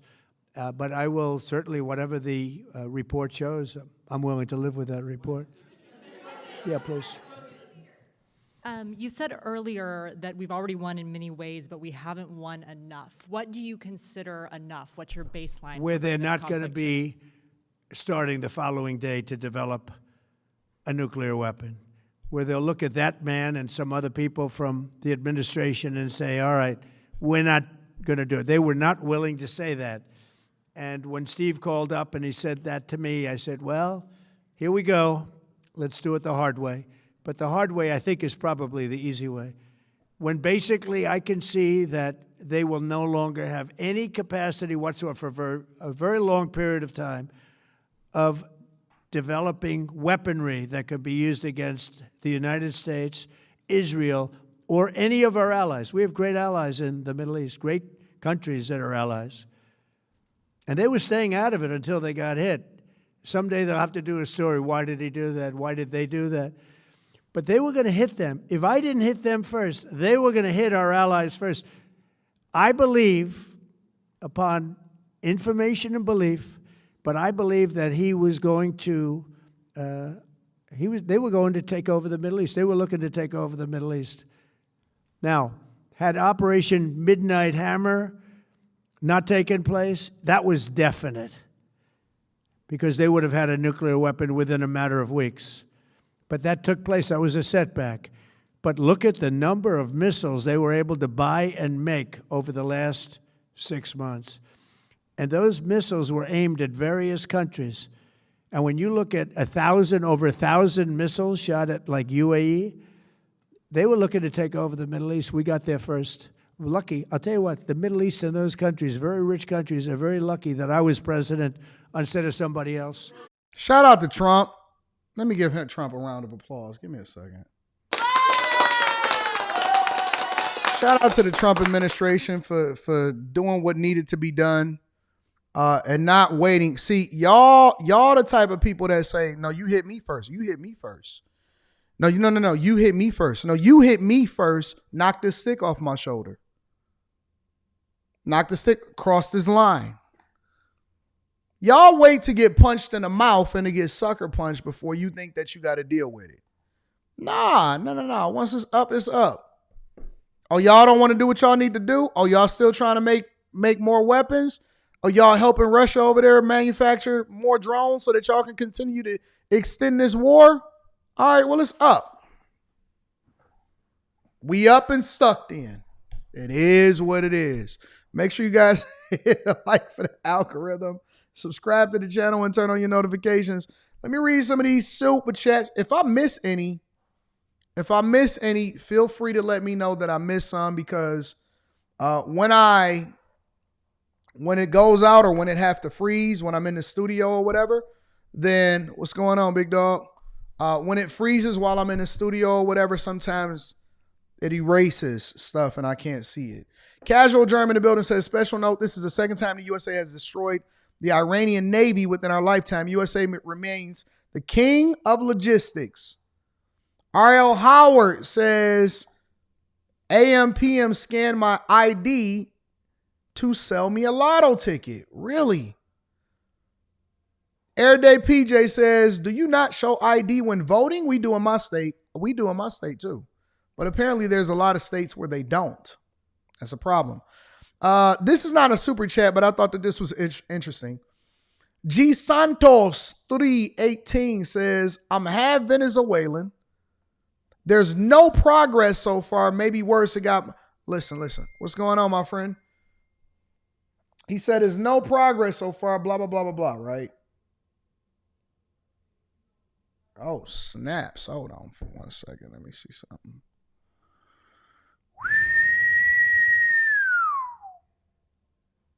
Oh, that's a 36. I need the 40. All right, I'll look at that in a second. He said, I'm half Venezuelan. There's no progress so far. Maybe worse, it got more inflation due to the US dollar. Inflation couldn't get any worse than what y'all already had. Listen, let me tell you something. I don't care if you have Venezuelan, have Mexican, have Chinese, have Japanese, have Korean. I don't care if you Canadian, Venezuelan, you're black and you're white and I don't care what you are. This is what I know. You need to be thankful. I don't even think you over there. If you're not watching this from Venezuela, I don't want to hear from you. You mean you over here right in the good old United States of America? You G Santos 318? You right here? Listen, what does that mean? You watching the same news I got. You got the same sources that I have. Just because you have Venezuelan, that don't mean nothing to me. I speak American, not English, American. Listen, you better be thankful. You better be thankful. You was almost wiping y'all butts with leaves in the jungle. And we came over and we saved y'all. You welcome. You welcome. Y'all was almost over there selling box. Selling boy box. You welcome. You welcome. Y'all almost went back to hunter-gatherer and you was getting robbed. You was getting beat up. Now it's going to take us some time in order to get y'all situated over there. So give us a second. We just got done removing a dictator. You ungrateful mother. Doop. Sitting here talking to me, talking about it ain't got better yet. Nigga, you was just under a dictatorship for the last 27 years. You want me to fix you in 27 days? For 30 years, you sat there and you got beat up. I come in here and I free you. I would imagine that this is what God was going through with the children of Israel. All of these years of slavery and we finally freed you. Let my people go. And then you sat there and you complained. Oh my God, you let us out here to die. Listen, man, didn't you just see all of the miracles that we just performed? I'm not going to let you fall astray. That's why can't none of y'all actually see the land of milk and honey. All of y'all got to go. We're going to go with the next generation. Ungrateful. This is what men go through when they get women and the woman ain't what she was supposed to be. She start to get a little bit. When I found you, you was in Reeboks. And now you complaining, talking about you need to be finessed or you want to be treated a certain way in order for you to give up some box. Who are you talking to? You gotta be what? To give us some box? Wait a minute, I thought that the bills was paid in this motherfucker. You ain't working. You sitting on your ass all day, you having a good time, you drink wine. Groceries is in the refrigerator. Kids is clothed and everything. Listen. Let me tell you something. Before we move over to the next part of the show. No, this is what you wanted. The chat is a part of the show. And the derailment is a part of the show. I loathe guys that's not having their way and they pay 100% of the bills. I said, what in the demonic energy is this? I'm trying to figure out why people would even have a theory of me not being able to do what I want to do when I want to do it. I pay all the bills, don't I? Well, that's not Christian like. What ain't Christian like? In what part of the Bible did it tell me that I can't travel the way I want to travel, be around who I want to be with, go to whatever game I want to go to, and do what I need to do? I was told that I had to leave an inheritance, that I got to make sure that the family is taken care of, mama taken care of, grandma taken care of, everybody taken care of on both sides of the family. Baby girl happy, wife happy, everybody got houses, cars, shopping, having a good time. I get there when I get there. I'm looking at y'all funny in the light. So you telling me, no, let's derail this bitch now. We here.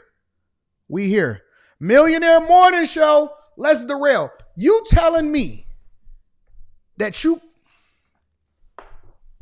go to work every day. You kill yourself a little bit every day. You grind, you hustle. You paying all of the bills. Some of y'all is stepfathers. You taking care of another man's kid. And you not having your way? Let me tell you what they will do. The minute that you break up with them, somebody is going to bust it down for free. And she giving you a hard time. You talking about you in a sexless marriage? Wait. So you pay everything. Because I'm just trying to understand if we all on the same page. We on a commercial break, Anaka. Give me a second. Let me cook. Because I'm trying to figure out what feminine men are over here criticizing me. Oh, I'm having my way in life. Oh, I'm living life in abundance. In abundance.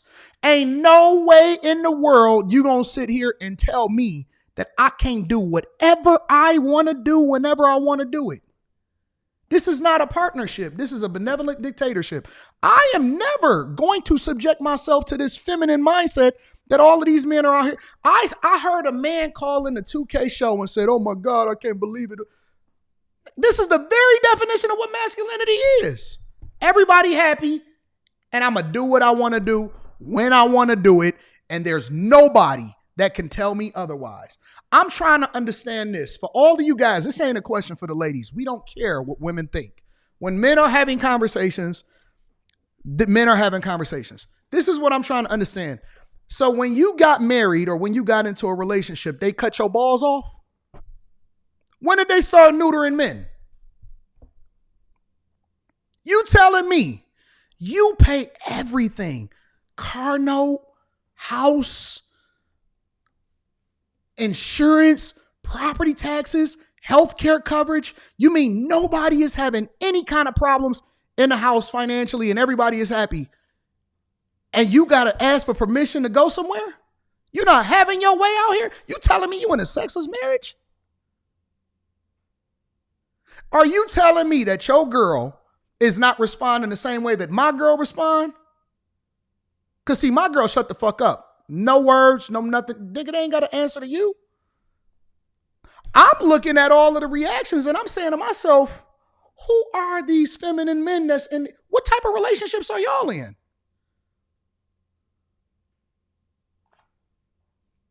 Am I off? Listen, feel free to hold me accountable and have a conversation with me. Am I off? Because I paid the cost to be the boss. All employees are paid. Nobody missing a paycheck.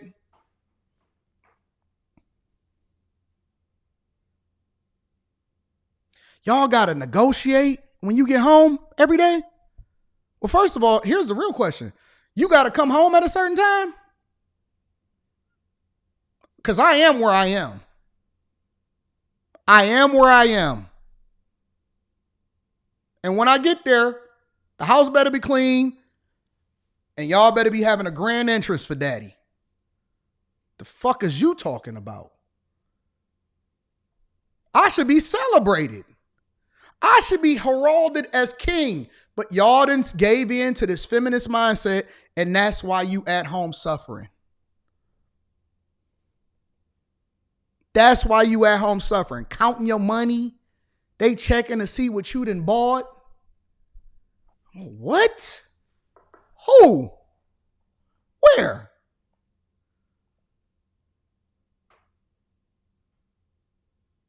You a grown man and you gotta be accountable to somebody? To who? Hell no. Never, ever in life will I ever answer to anybody except for God.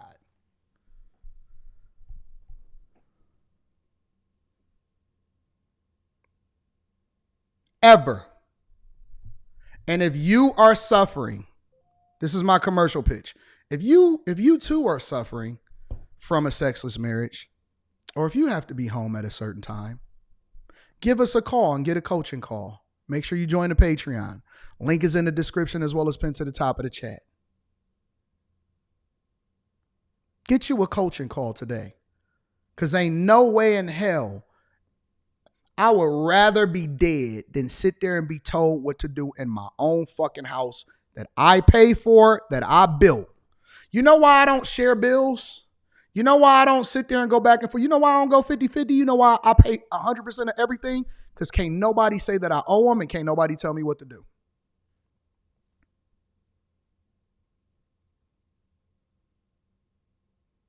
Nobody can tell me that I owe them, and there's not a soul on earth that can tell me what to do. Not one. Not a soul. When I go first, we all go first class. Ain't no way in hell I would ever answer to a woman. Can't no woman hold me accountable? Is you crazy?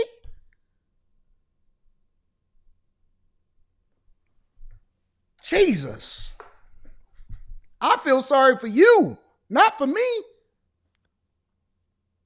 I'm a rock star. I'm a rock star. I'm a rock star, nigga. Woo! Got y'all balls in a vice. Shit. Can Anton go to a game with another girl? You want to go? Are you asking for yourself or are you asking to be curious and gossipy? Because baby girl, if you're asking for yourself, I think you just curious. I think you curious. I think you trying to figure out if you can come to the game with me. Can I do what? Nigga, what can't I do is the question. That's what you should be asking yourself. I do what I want to do. You do what you can do. Because you going half in with a nigga that don't pay all of the bills and you suffering. You want to be a part of Team Anton? Come on over to the good side. It's different over here. There's no suffering. It's the land of milk and honey. Money in abundance, opportunity, jobs. Whatever you need, we got it.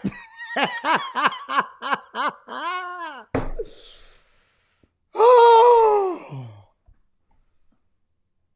Shit.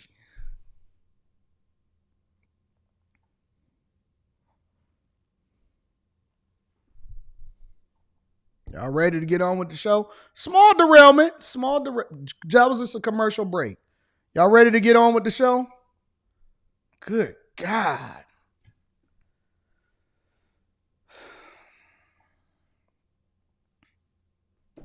I see plenty of niggas with they balls in the vice. I'm looking at them in the chat right now. Oof. Sound handcuffish. Oof. Why would anybody want to live that life that you got over there? Making all that money and you can't do what you want to do? What kind of life is that? 1099s, Chris. You got to answer to your wife. You got to answer to who?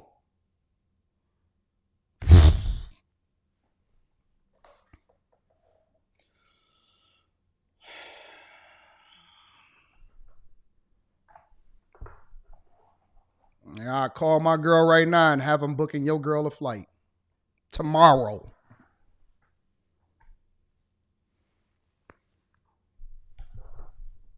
Hey, babe, you booked that flight?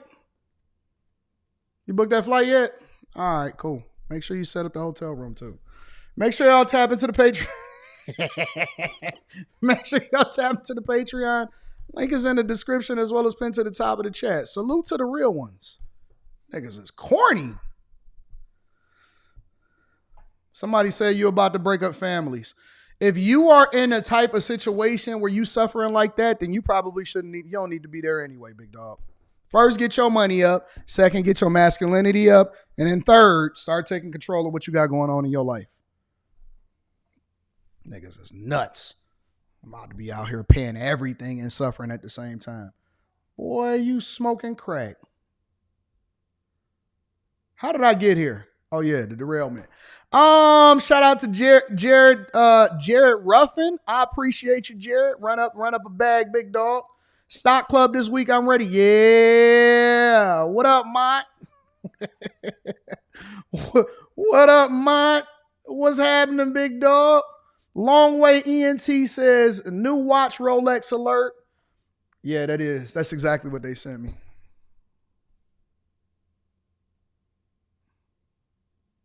I need to call her. I don't know if she's available.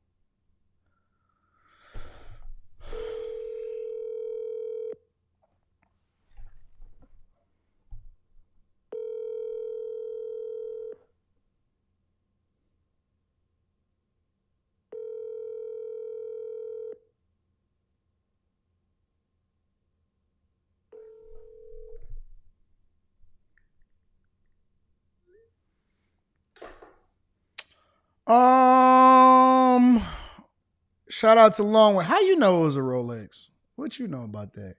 Trump for the dictatorship. All men should operate in a dictatorship here in the United States of America. We need to throw away this feminist mindset. They got y'all gassed. They got y'all in a chokehold, yo. Shout out to Jesse V. Royalty. I appreciate you for the super sticker.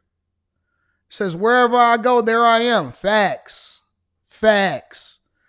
Seriously, bro, this feminist mindset has y'all in a chokehold.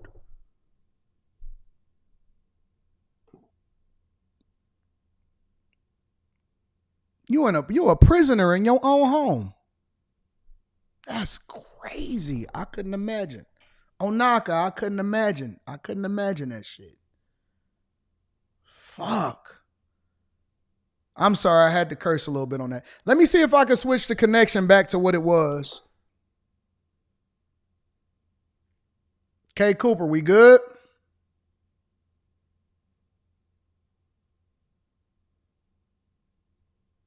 All right, we good. Shout out to Azriel. Shout out to everybody in the chat. All right, y'all, let's continue on with the show. Again, make sure y'all tap into the Patreon. Link is in the description. Yeah, you did miss it, Ra. Ra, you missed it. This is why you got to be here. No, I can't do it again. I can't do it again. This is why you got to be here. You got to be here. You got to be here. All right? I just want to make sure that the audio is good. All right, leave and come back. I had to reconnect over to the system. All right, y'all. Make sure y'all hit a like for the algorithm. Subscribe to the channel.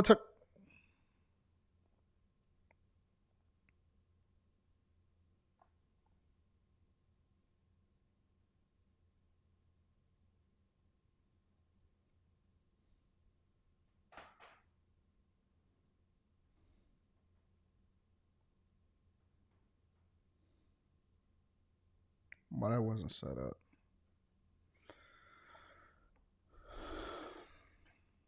All right, here we go. I want to visit Condoleezza Rice, right? Condoleezza, in my opinion, is somebody that do not get enough credit, and nobody mentions Condi. Nobody mentions Condi, right? Condoleezza Rice actually have a perspective that I think would add value into this conversation because Condoleezza Rice was operating within the government sphere for a long time. So the first question that I have to ask you guys is, why don't black people ever mention Condoleezza Rice as one of the people that broke that glass ceiling that allowed for women, let alone black women, to exist in certain positions in the government?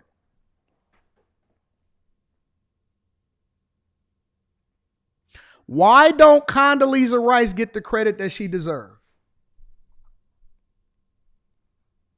We highlight the Jasmine Crockett's. We highlight the Ilhan Omars. We highlight the AOCs. We highlight all of these people.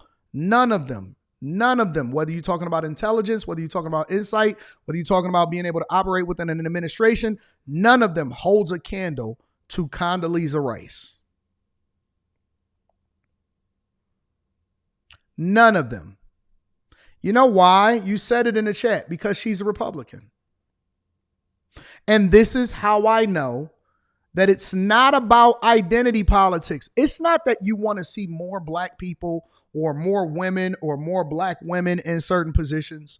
You know what it's about? You know what it's about? It's not about that. They don't want to see more representation in certain places. They just want you to agree with the culture. Most of the culture is not even educated enough to talk politics with you. Have I not proved that already in a lot of the different podcasts that I go on? Most of them can't even name all three branches of government. Most of them don't participate. Most of them don't even have voter registration. A lot of people in the culture don't even show up at the polls. How can they sit here and hold you accountable when they don't even understand? Why do you allow for people to even influence whether or not you're going to do A or B when they don't even know? They are ignorant, voluntarily ignorant. I would bet you that they have no clue on the career of Condoleezza Rice. You can't hold me accountable when you a Neanderthal. You don't even understand politics. All you know is the culture and what somebody else told you to say. Here's Condoleezza Rice specifically talking about what was going on in Iran and why she agrees that Trump should have taken hot care of Iran, and multiple different administrations was supposed to take care of it before him. He's just the person that's on cleanup duty right now. What's your thoughts about where we are right now? Give me a second. Gabriella. Hello, my friend. What's up, baby girl? Listen, that's a 36 millimeter. Yeah. You know, I'll be wanting the 40s. Ooh, have you tried on the 36 or the 40 before? No, I haven't. I know the one that you sent me in the text message was a 36. Yeah. Yeah, I want to. You like the 40 you said? Yeah, I like the 40s. If you got one in the 40, let me know. Okay, perfect. Okay, baby girl. But now I know. When are you coming to Miami? When you want me to come to Miami, you got something for me? I know I need to get the watch. All right, as soon as you get something for me, let me know. I'll come down there. Okay. All right, cool. All right, thank you, baby. All right, thank you. All right, bye-bye. All right, let's get back to the show. Now and where we may be headed. Well, the most important thing, Brett, and thank you for having me, but the most important thing is to recognize that Iran has been at war with us for at least 47 years, all the way from 1979. People may forget. They took our embassy hostage 444 days. They were responsible for the killings of 300 plus Marines in Lebanon in the early 1980s. And if you ask people about Iraq, what was the source of many of our casualties in Iraq, you'll get estimates as high as 75 or 80% of them were due to Iranian-made roadside bombs. And so they've been at war for us a long time. They also have developed the military capability to have reach outside of the boundaries of Iran, including Hezbollah and Hamas, which they both arm and equip and continue to arm and equip even after the events of the summer. And I myself negotiated 4 Security Council resolutions calling them a threat to international peace and security under Chapter 7. The strongest chapter of the UN Security Council resolutions because of their nuclear ambitions. So to say that this regime was not a threat, I think is simply not, it's ahistorical. They have been a threat for a long time. So Condoleezza Rice highlights how Iran since 1979 has killed Americans, has literally been the manufacturer of the roadside bombs that has destroyed a lot of American lives and American soldiers' lives, that they've been at war with the United States of America since the 70s, since a lot of us was before a lot of us was even born. So she breaks it down, even from a UN perspective. She's telling you that, yo, we should have took them out a long time ago. They've been the bane of our existence. They've been killing American soldiers. They've been helping our adversaries. They've been manufacturing weapons of war that allow for people to take advantage of American soldiers. So she's breaking it down and helping you to understand that before Trump was ever even thought of from a political perspective, that Iran have been at war with the United States of America. Okay, so now what's the excuse? Now what's the excuse?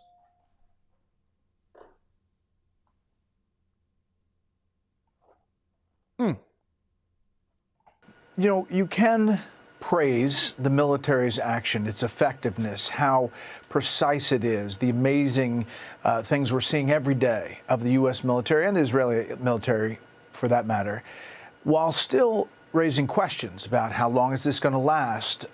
Is it worth the blood and treasure that we're doing currently? You know, another poll, the handling of Iran, does it make us safer, less safe? No difference. Less safe is at 51%.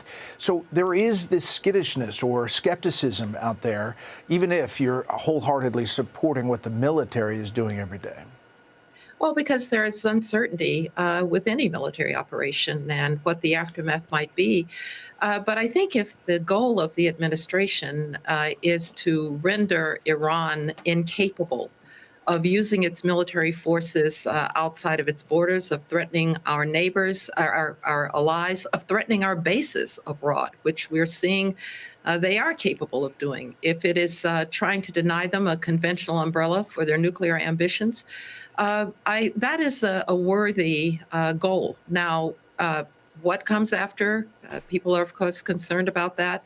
But if you can render Iran essentially incapable of military action against us and against our allies, that's worthy. And I think what they're trying to do is to neuter Iran as a military power in the region. And by the way, the Iranians, who I think made a strategic blunder in attacking the Gulf states like the UAE or Kuwait or others, is demonstrating that it is its goal to be a destabilizing force in the Middle East. Yes, you can still be concerned about what may come after. You can still be concerned about the uncertainties of warfare, but to render this awful regime incapable of using its military power, that's a worthy goal. Yeah, she is incredibly intelligent. She's articulate. She can communicate her point really well. I'm not really sure that there's a female Democrat that can even talk the way that Condoleezza Rice talks. Like, we seen AOC when they asked her a basic question about Iran over in Munich, right? And she's breaking it down very concise in her and what she's communicating. And Tia Marie, you got it. You had it accurate as hell. They said they don't want to hear it from Condoleezza Rice. They want to hear it from Michelle Obama on a podcast. Oh. There's, talk about not restricting what the military may or may not do going forward. You've obviously been through this with wars as National Security Advisor, as Secretary of State, the mission creep fear. Now there's talk and reports about the Kurds possibly arming the Iranian Kurds and being a force on the ground.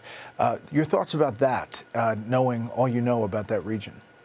Well, the one thing I don't know is the nature of these reports that we're hearing about Kurdish incursions, if you will, into Iranian territory.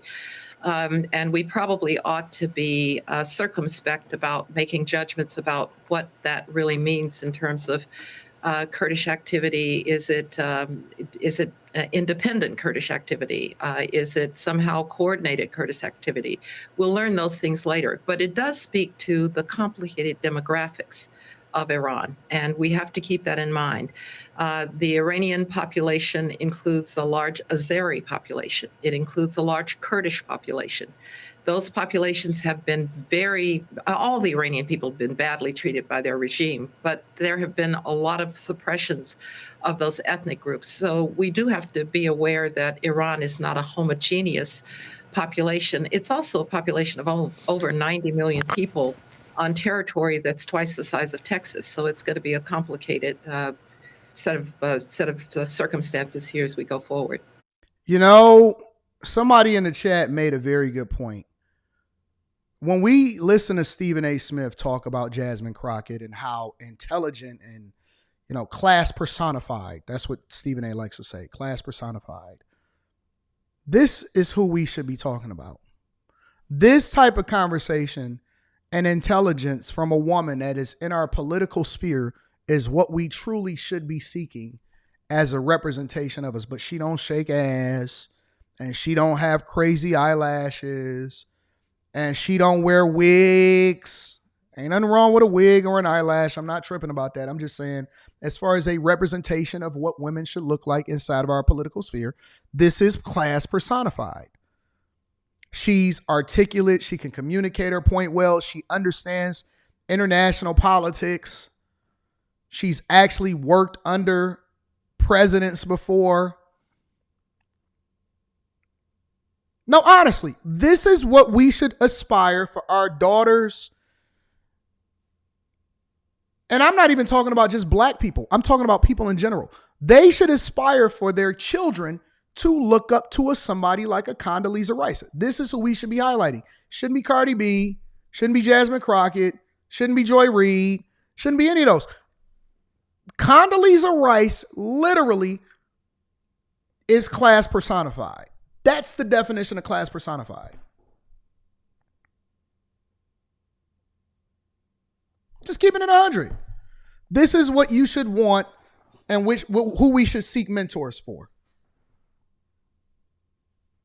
Cool, calm, and collected, know how to communicate, maintain her femininity, but at the same time, incredibly educated and well-spoken. That's class personified.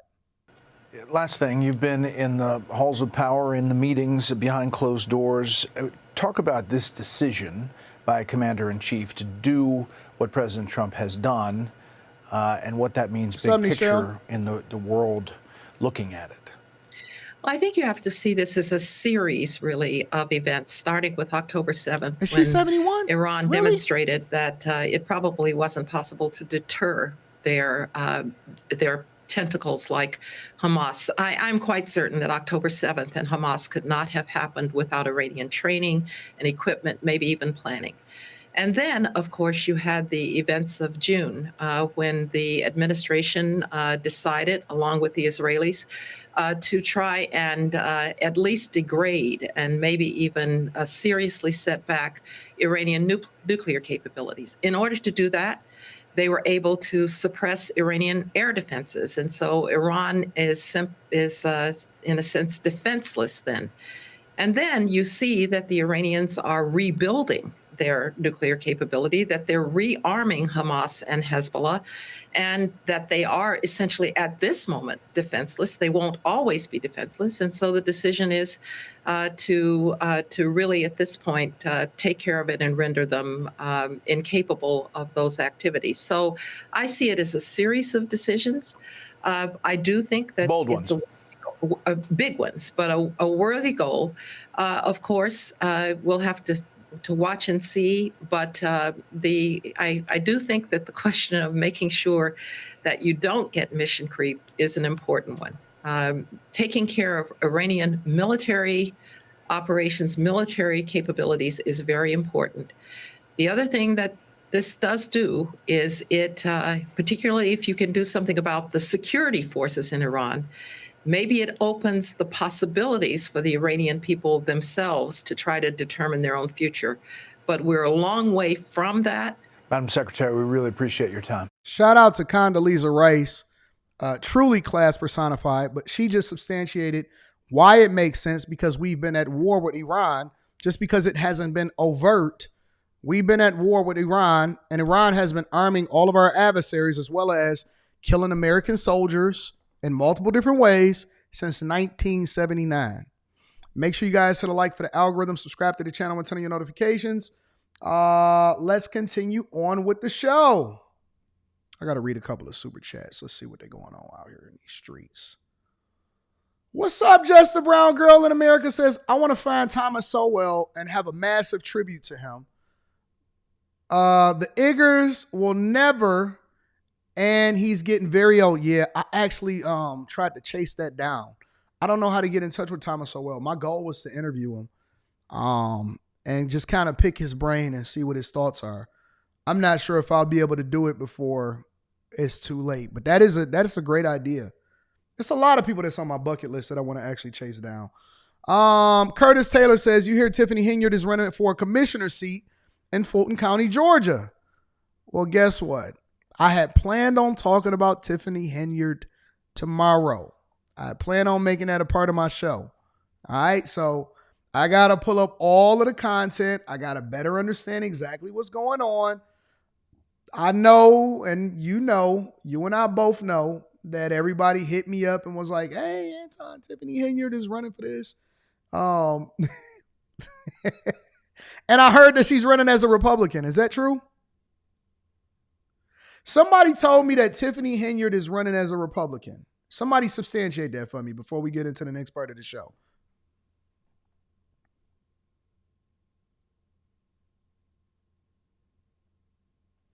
Somebody validate, is Tiffany Henyard running as a Republican, and did she move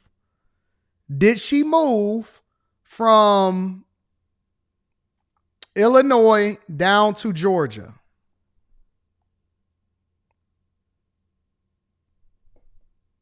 You send it to me this morning? Yeah, that may be you that sent it to me, Sabrina.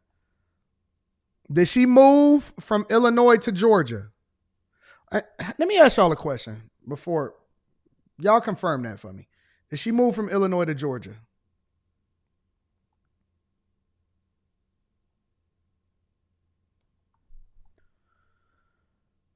Nate, the lawyer, confirmed it. Howard, Republican in Fulton. She's running as an ostrich. So she down in Georgia, huh?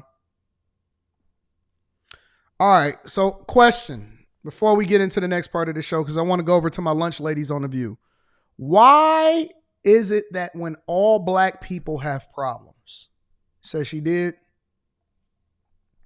why is it that when black people decide that they want to make a move, shoot a move, all of them go to Atlanta? What is that? Why? No, I'm curious. For whatever reason, whenever black people want to shoot a move or they want to reset their life or they're trying to figure it out or they're trying to find, all of them go to Atlanta. And even the people that wind up in Houston or in Miami, they went through Atlanta first. They go through Atlanta like they traveling. Like Atlanta is a layover city. Every single person, it don't matter what. If you get out of jail, Atlanta. You get kicked out of the office, Atlanta. Eventually, you're going to make a move and you're going to move to Houston or you're going to move to Miami. You got to go through Atlanta first, though. No, they go to Houston after Atlanta. They don't go to Houston first. They go to Atlanta first.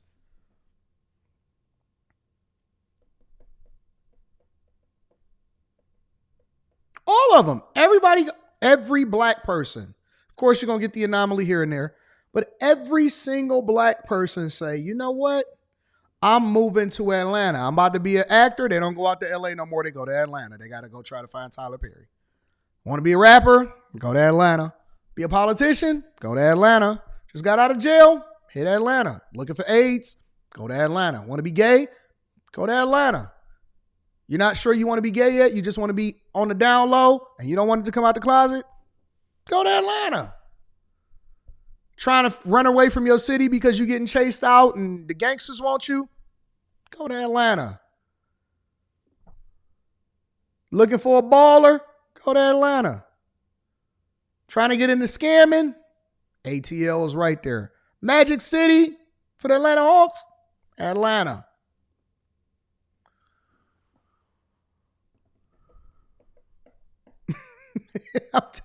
They don't pick no other city. They not trying to go to Jacksonville. They don't want to go to nothing. Anytime somebody say, oh, I'm from the South. Atlanta. I'm in the South. Yeah, in Atlanta.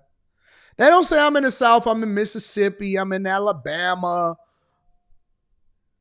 They not in Memphis. They not in none of that. Hey, man, where you do? Oh, man, we down in the South getting it in. Let me guess. Atlanta.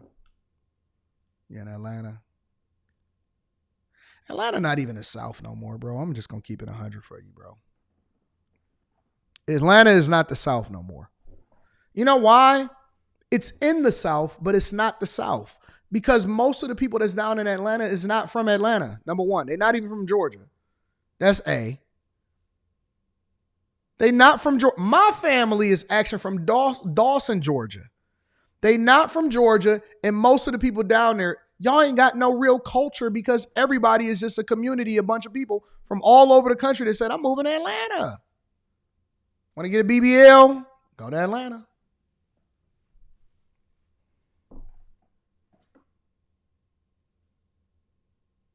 Honestly, I will probably say more than 80% of the people that's in Atlanta right now is not from Atlanta. They're not native.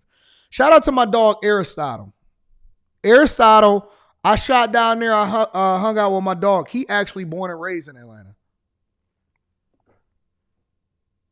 Most people are transplants, facts. Or they went down there to college and they just never left. And for the guys, listen. Let me say this and we're going to move on to the next part of the show. Strong parents,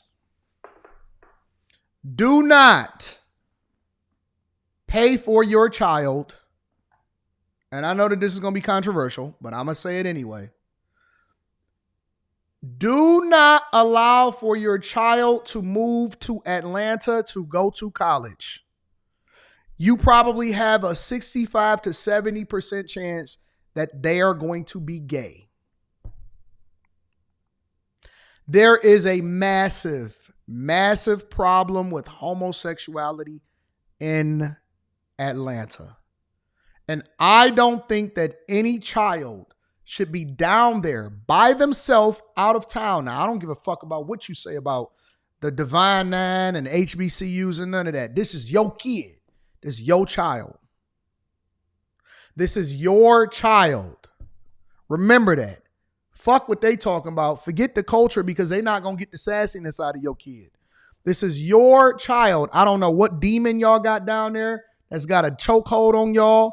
Do not let your child, and they are still a child even when they're 18, 19, 20. If they still on your healthcare coverage, that's your kid. Do not let your child go to Atlanta when they are still in an impressionable phase. When they still easily influenced. When they still trying to figure out who they are. Don't let them go down there, bro. Don't do it. Don't do it, bro. Don't do it. I seen too many people that moved to Atlanta and then we ran back into them and we was like, wait a minute, what is that? What'd you just do there? What you mean? Why you got so many S's? What's that little twitch thing that you got going on right there, bro? Man, somebody touched you? No. Then you got to go check with the girls. Hey, am I off or is this nigga a little extra? Got too many S's. A lot of hairspray. A lot of black in his hair. Got a cross earring on all of a sudden. Jeans a little too tight. Shirt a little flowery. Am I off or is this nigga off? He not the same as he was when he left. No, you're not off. I mean, he looked like he could probably be a best friend of ours.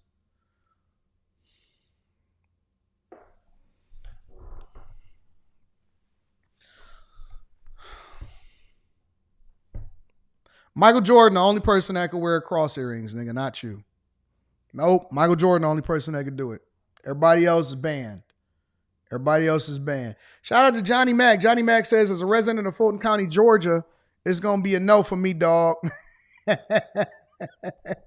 AR says, let's lead a Houston, Atlanta, Vegas mindset in 2009. Shout out to Drake, one of the greatest mixtapes of all time. My girl, Just a Brown Girl in America, says, my daughter moved there and now she says she's persecuted every day. Shaking my, no, you got to get her home. Come on home. Nope, my daughter is staying in state. Come on home. All right, y'all, I want to pivot for a second. I want to have a conversation about something new. Something new, something snowy. Something new and something snowy. I want to have a conversation about something new. Now, this young lady had escaped my radar for quite some time until we started talking about our borders again, and we start talking about ICE, and we start talking about this Iran war, right? That y'all keep labeling it when in reality, it's not a war. And this young lady, Elizabeth Hasselbeck, do y'all know who she is? Is she single-handedly saving The View the way that Scott is saving CNN? I am looking at her as a Scott on CNN, Elizabeth for The View. Let me give you a little bit of an example of what's going on over there. Make sure you guys hit a like for the algorithm, subscribe to the channel, and turn on your notifications. I think the producer said we got to get a better product. We got to expand our audience. They brought her in, and she is fearless. So some senators said she's failing in her leadership role on immigration enforcement. Do you think a lot of Americans feel that way? First of all, the book came out in 2004. So he read the book, and he went along with whatever she was pulling out. Now they're mad, the Republicans are mad, because they see the error of their ways in their face. I don't think we're mad. And so that's why, well, he didn't look like he was thrilled with her. And it's good to see Republicans going after her, to tell you the truth. No one likes her, not even the ASPCA, let's face it. Joy. Listen, I love dogs. I love people. I think all lives matter to God. And we're in uncommon times, so we need to have uncommon sense about things like this. Yes, there will be mistakes made, but I think if Kristi Noem were up for promotion right now and she put forward the statistics that 0 illegals released into the U.S. for 10 months straight have not crossed, okay? That nearly 3 million aliens have left the United States, that we have the lowest murder rate in 125 years, that fentanyl trafficking is down 56% at the border, and daily encounters have gone down 96%. Hang on one second. We need a strong border, especially now with our current global situation. And I believe that you may say you don't want border control and you're against ICE, but I actually don't believe you in your daily lives. How many people in the audience here had to go through security to get here? Raise your hand, just be honest. Otherwise you go to jail, I guess, for illegal trespassing, right? This is an authorized audience. They had to go through security to get through the border, to get right here to just hear us talk.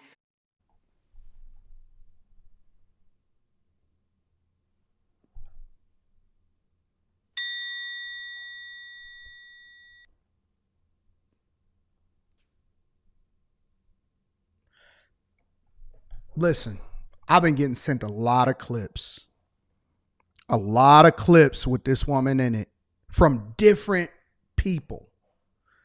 This woman is cooking in a way that embarrassed. I'm a guilty pleasure. When I wake up in the morning, I go and see what her interaction is with Sonny. She has been cooking Sonny hosting every single show. She has been cooking Sonny, Whoopi, and everybody else on this show relentlessly. She has no fear, no mercy. She don't hold back because it's a live show. And she has been mopping the floor with every single woman on The View, and she do not back down. And you could tell they hate her. You could tell they hate her, but the producers probably love her. She is not She said, listen, y'all act like y'all against borders, but every last one of these audience members, they showed the audience, they was all scared to raise their hand. They said, y'all had to go through security and show y'all ID just to come and hear us talk.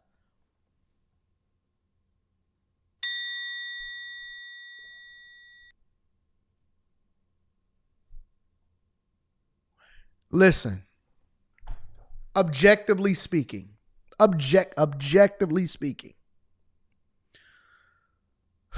when you are putting together a show, when we do Room 9, right? Let me give y'all a little bit of insight. When we do Room 9, it's funny to me when people sit there and they say who they don't like, who they do like, and then they switch on them and they say, oh, I love them or I hate them, right? Molly is a great example of that. She came in, they loved her. Then other people on the internet started talking about her, and then y'all switched up on her. And now y'all love her again. And y'all like, oh my God, Molly is in her bag, this and that, so on and so forth, right? And here's the thing. You want people with authentic views, regardless of whether you agree with them or disagree with them, that substantiates why they believe what they believe, because that is the thing that makes for great conversation. The last thing that you want is an echo chamber. Echo chambers create short conversations that's not meaningful, that's not fruitful, and nor are they entertaining. And I think that to give The View objectively objectively to give feedback, I will tell you that them having an opposing view in her is the best thing that could ever happen. Now, the people that's probably on the show is probably advocating for her to get off. Because when I looked at it today, she wasn't even on that episode. They had,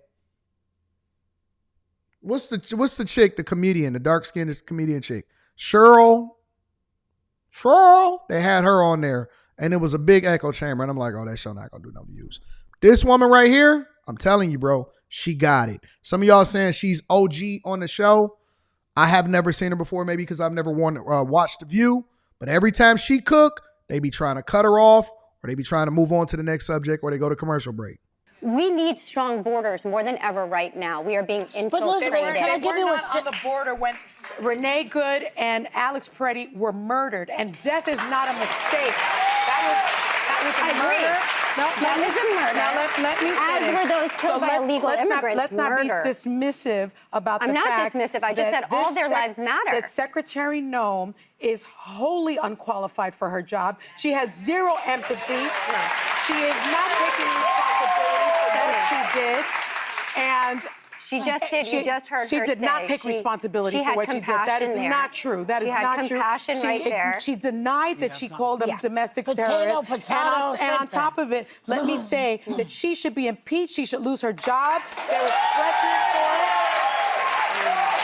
Remember that the House of Can I give you a stat? Remember when the House of Representatives impeached Alejandro Mayorkas on February 13th, 2024. So there is precedent, and she's got to go. But she's operating on congressional approval. She's operating on congressional approval. These are mistakes, and those lives I just want to give you this one statistic from the Cato Institute. Only 5% of people detained by ICE have violent convictions. 73% have no convictions. Correct. That's really what the problem is.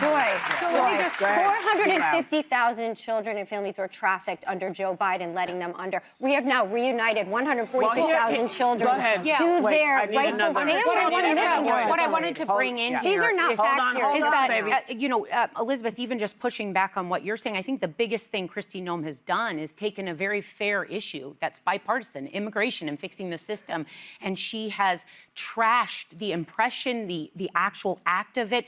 25% disapproved of ICE in 2024. Now 60% because of the media. No, because of the media. No. Because of but this Elizabeth. Murder. No. What I would say is, as a woman, and you should be able to relate to this point, a man comes at me with a mask and a gun. I am taught instinctively to fight or flight. Like if someone knocks on my door in the middle of the night. So the way it's been carried out is the problematic part. People voted him in for immigration, and that was fair. And it had a lot of regular independents like me saying, you're right, we can't have everyone crossing the border. You're right, people that are violent. He's not independent, by the way. But that's not what he did at all. here. And he's got people despising I understand. And as a woman, I understand. I also believe that we have a God of borders. We have a nation of borders for good reason. I hate the fact that people are dying in this. My heart actually bleeds for this. It also bleeds for Laken Riley, Jocelyn Nungare, Rachel Moran, Matthew Dennis, Sarah Ruitt, Ivory Smith, all killed at the hands of illegal immigration. This needs a fix, but it needs a fix now. And let me tell you, this is tactical, practical. Yes, the how matters. Yes, it was done without a how during the Biden administration and Obama. Okay, here's the thing. She's made it worse. She has actually solved the problem in the and past year Biden with out some of here mistakes. because let's move that. Oh, now wait. Let's take Obama and Biden. Do you see what happens when you are in hostile territory? Every day this woman wake up in hostile territory and she cooks. If The View is not trying to figure out how to offer this woman a bag, then you know that this is all based off of propaganda, that this ain't even about ratings. It's not even about entertaining. It's about pushing an agenda. If The View does not offer this woman a yearly 5-year contract, guaranteed free agent contract, I don't know what the hell they doing. This woman is actually generating interest from people that wouldn't even normally watch The View. Because, Joe Biden, I remember during the speech to the nation, said, we have a good border plan that is bipartisan. Yeah. It failed. It didn't fail. The Republicans were told by you know who. She don't even know what the fuck she talking about. Why is Whoopi talking about any kind of political issue? Why is Whoopi talking? Don't do this. Block this. So that's the first one. But more than anything, nobody wants anyone murdered. No. Nobody wants anyone murdered. We want peace. I don't we're think at war. anybody here would. What? Are you rushing me? You want me to go faster? No, I'm not going to finish it. I'll finish it when we come back.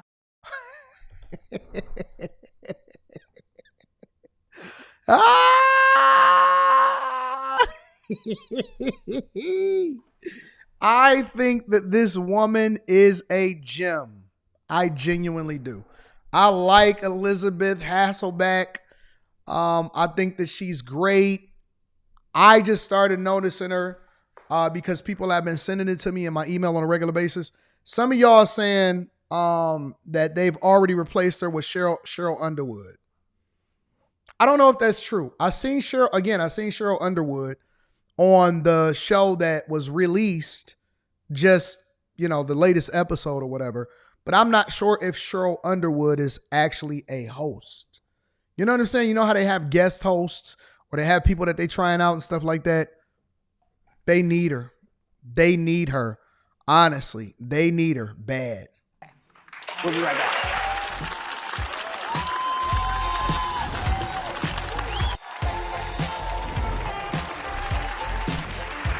Welcome back. So I was going to say that one of the things that I think everybody in the nation wants is they want tight borders. They want people who are not good for the country out of the country. Yeah. But if you go in and you say that's what you're going to do, and suddenly you're sweeping up 5-year-olds and people, I will say in the vaguest form, folks that I work with outside of here have stopped going out to church. Yeah. They have stopped taking their kids to school because they're nervous. And that is not what this should be about. Yeah. People who come here, I'm talking respect because I know you have stuff to say, but people who pay taxes, because just because you haven't become a citizen doesn't mean you're not paying taxes. Actually, most undocumented immigrants pay more taxes than anyone. And we should also mention that they're 5 times less likely to commit crimes than Americans. American citizens. So I guess my point is, there have been efforts made by both sides to figure out how to do this. This is not the way. No. To round people up the way that they do. And you're right. If somebody come at me with a mask on, run and talk about, hey, and didn't show me they were this is the party of masks. You guys force masks on everybody in the United States. I don't want to hear you can't see my face, and, I just can't. I can't. I love you, but I can't. Talk to him. Talk to him, Elizabeth. Yo, I do think that she's a great person for this show. She's not taking no shorts, no losses. If they replace her and they do not make her a permanent host, that will be a travesty. I don't really care. I hope, I don't really care whether, The View survives or not.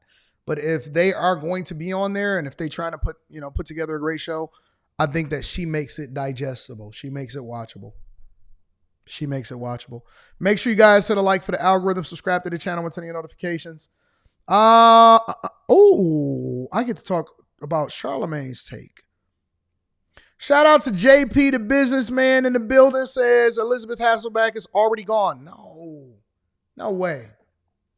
Really? So why bring her on there?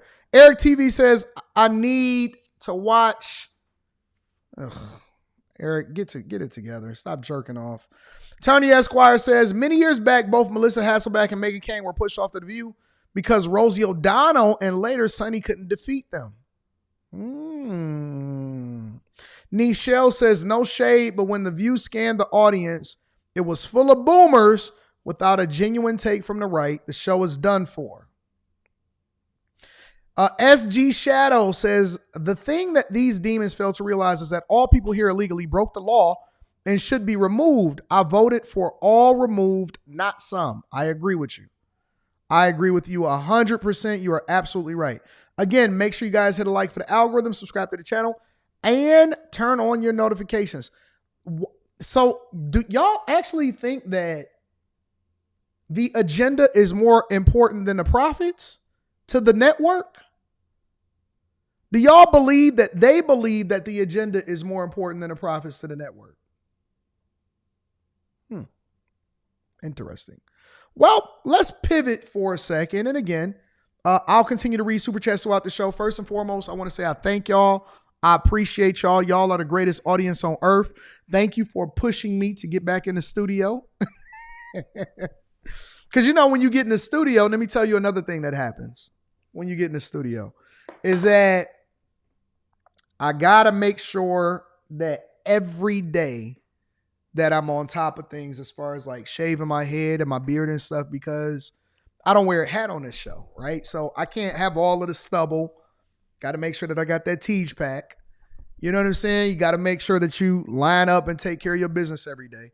So pushing you also helps me, right? I think that the production is better. I think that the show is better. I think that the audience is better. I think that everything is better. The audio is better. And so it forces you to do things that you wouldn't have normally done on your own, and you still got to be on top of it and take care of business. So I appreciate y'all for that. All right. Make sure y'all tapping into after hours tonight. Room 9 is popping. We getting it in. Yeah, I got to dress up and everything like that. I do miss the studio. I missed it a lot. It's just that it takes a little bit more effort a lot of times because you have to truly produce the show. I think I got super comfortable with just going live and just kind of doing it like a streamer instead of doing it like a show, which I still look at it like streaming, right? It is streaming. It's just like a streaming, but I have to put a little bit more effort because I have to make sure that the clips got the right audio, that everything is set, that everything is already set up before we even get into the studio. So it take a little bit more time, but I think it's worth it. I think it's worth it. Again, make sure y'all tap into the Patreon. All right, y'all. Let's pivot for a second, and y'all needed to be away from it for a little while so you can appreciate it. Let's pivot for us, and I get to use these good microphones and all of this stuff. You know what I'm saying? We spent a lot of money putting this shit together. Let's get to it. Tony, let me read a couple more super chats. I'm defending voter ID, AD, says Eric TV. I appreciate you, Eric TV. Tony says, undocumented pays taxes. I'd like Sonny to explain how this is possible when W-2s aren't being completed by these employees. Yeah, a lot of them get played under the table. So she's just going based off of what's being provided to her as a stat. That doesn't necessarily justify a lot of what's really happening. It's a lot of fraud. It's a lot of under the table pay. It's all of that. Yep, it's all of that. All right. Thank y'all for supporting the platform. Let's pivot for a second and let's talk about Charlamagne. Why is this like that? Why is this doing that? I don't understand.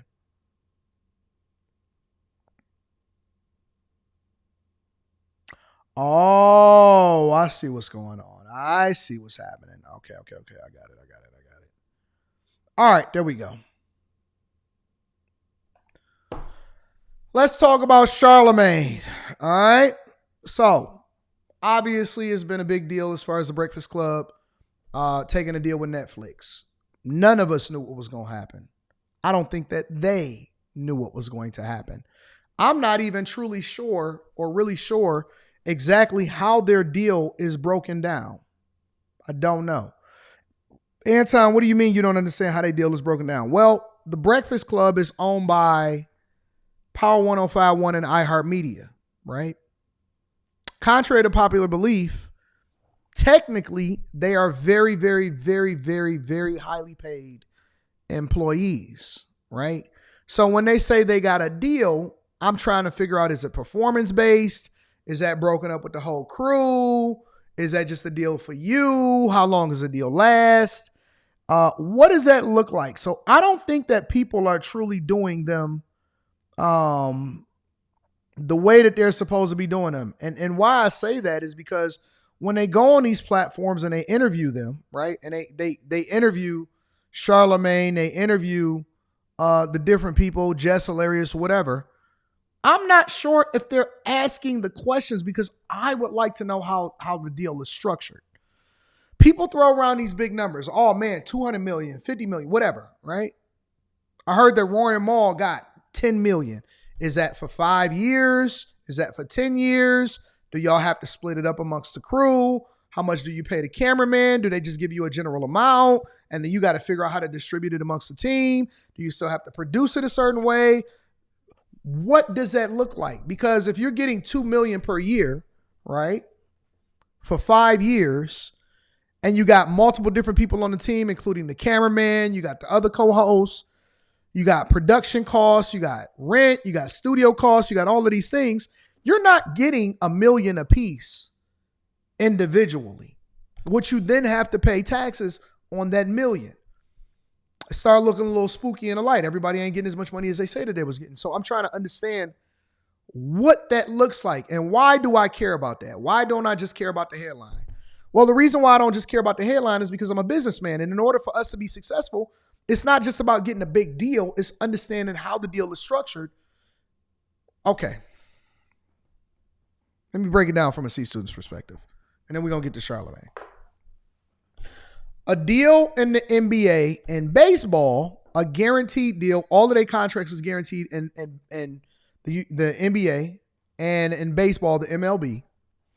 Whereas if you get a deal in an NFL, it's different because a lot of those deals are incentive-based. So you may get a certain amount that's guaranteed, but the amount that you are going to make per year, it's not the same. They got 52 men on the team, right? Salary caps. There's no salary cap in baseball. There's a salary cap in basketball. They have to pay a luxury tax if they go over a certain amount, which limits the amount of superstars that you can have on your team. It's supposed to make the NBA more competitive and then put a cap on how much you have to pay these players, right? So that teams like the Lakers in New York is not just cannibalizing teams like Memphis, and it's not a feeder system, right? How many tackles, how many catches, all of that stuff. It's a different type of way in which the contract is structured. You get a $100 million deal in the NFL, it's not the same as getting a $100 million deal in the NBA at all, not even a little bit, right? So when I say I'm trying to understand how the deal is structured, why is nobody else curious about this? How come everybody is just saying, oh man, he got 200? Did it also include the Black Effect Network? How does that break down with other people? What does that look like, right? So my curiosity is if you truly want, right? Because a lot of times they always say this, oh man, well, we kicking in the door for other content creators. We the blueprint and all of it. Okay, well, what does this look like? What does it look like?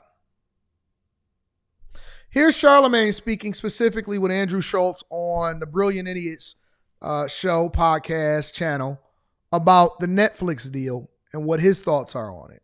And make sure you watch The Breakfast Club on Netflix. Yes. Allegedly or apparently, when you promote that your show is on a platform, that means you're struggling.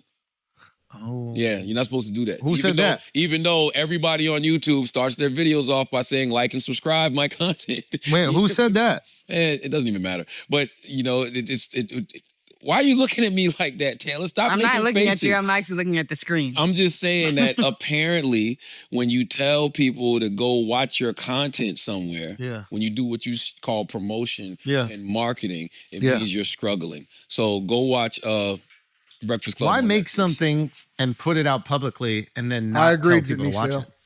Makes no sense. Like if you don't care if people watch it, then just don't put it out publicly. That's the whole point. Like especially if, you know, a show You're proud of it, then you should share it as much as you possibly could, right? Nothing wrong with that. In a show like ours that was historically on YouTube as far as the visual is concerned, if we're just putting clips on YouTube now, why wouldn't we tell people where to go find the full video? And I also want to say... I would want to know that if I enjoyed a clip. Yes, and I also want to say... I don't think that people are in disagreement with the idea that you're saying, hey, come and watch us on Netflix. I think that people are paying attention to the fact that Jess Hilarious says, oh, man, it's getting shaky over here. And the people ain't necessarily moving over to the Netflix the way that they should. And when you do your 2-minute clips and you drop them on YouTube, And then Charlamagne saying, hey, man, what are y'all doing? Come on over here. What y'all got going on? Why y'all not moving over here? When you start making your voice heard and loud and basically making it seem like that is trouble in the water, that is when people start paying attention. And then they start looking at your numbers and they say, oh, wait a minute. Is he still doing good? Is he not doing good? How's this affecting you? Blah, blah, blah, blah, blah, right? So it's not that he's saying, hey, come over to Netflix. I don't think that anybody is disputing that that's regular, that's what you do. But it's how you're saying it and what you say when you say it. When you do these think pieces with no thought, and you say that the Breakfast Club is losing viewership because we're no longer on YouTube. Let's have intellectually honest conversations. If you say, because everybody saw the clip of Just Hilarious this week. If you say that people are upset we're no longer on YouTube, that's very accurate. There are people that are upset that we're no longer on YouTube. Yeah, they have to go through one more thing to watch the show. Yeah. There's an inconvenience to it. Change is hard for people. I get it. You know what I mean? So there are people who are upset. Think they like engaging in the comment section. They like feeling like they're part of the conversation, for sure. But when you say things like Breakfast Club is losing viewership, you cannot How would they know that? You can't have that conversation if you don't know what our viewership on Netflix is. I need people to be smarter. That's why I salute to my guy Art. I was talking. That's a fair point, but the user experience is not the same. I'll tell you this: when people are used to, you know what people usually do. You know why people like YouTube? I'm gonna tell you why people love YouTube. YouTube makes it easily accessible. That's A. And one of the best experiences that YouTube has is their ability to integrate comments, and interaction. When you move to Netflix and you have to just watch the show, part of the experience, and let me tell you why my chat is so awesome.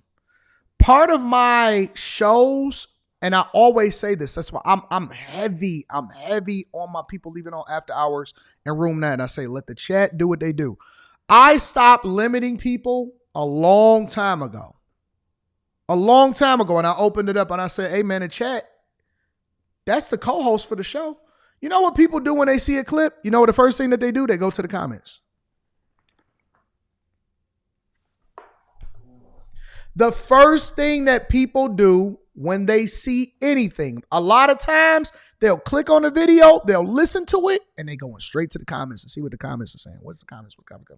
The live, you know why I love the live streams? Because I could do all of this as a pre-recorded and I can drop it as pre-recorded. It'll be more convenient for my schedule. I can do the pre-record. I can do the show. I can plan it out, pre-recorded, and just drop it.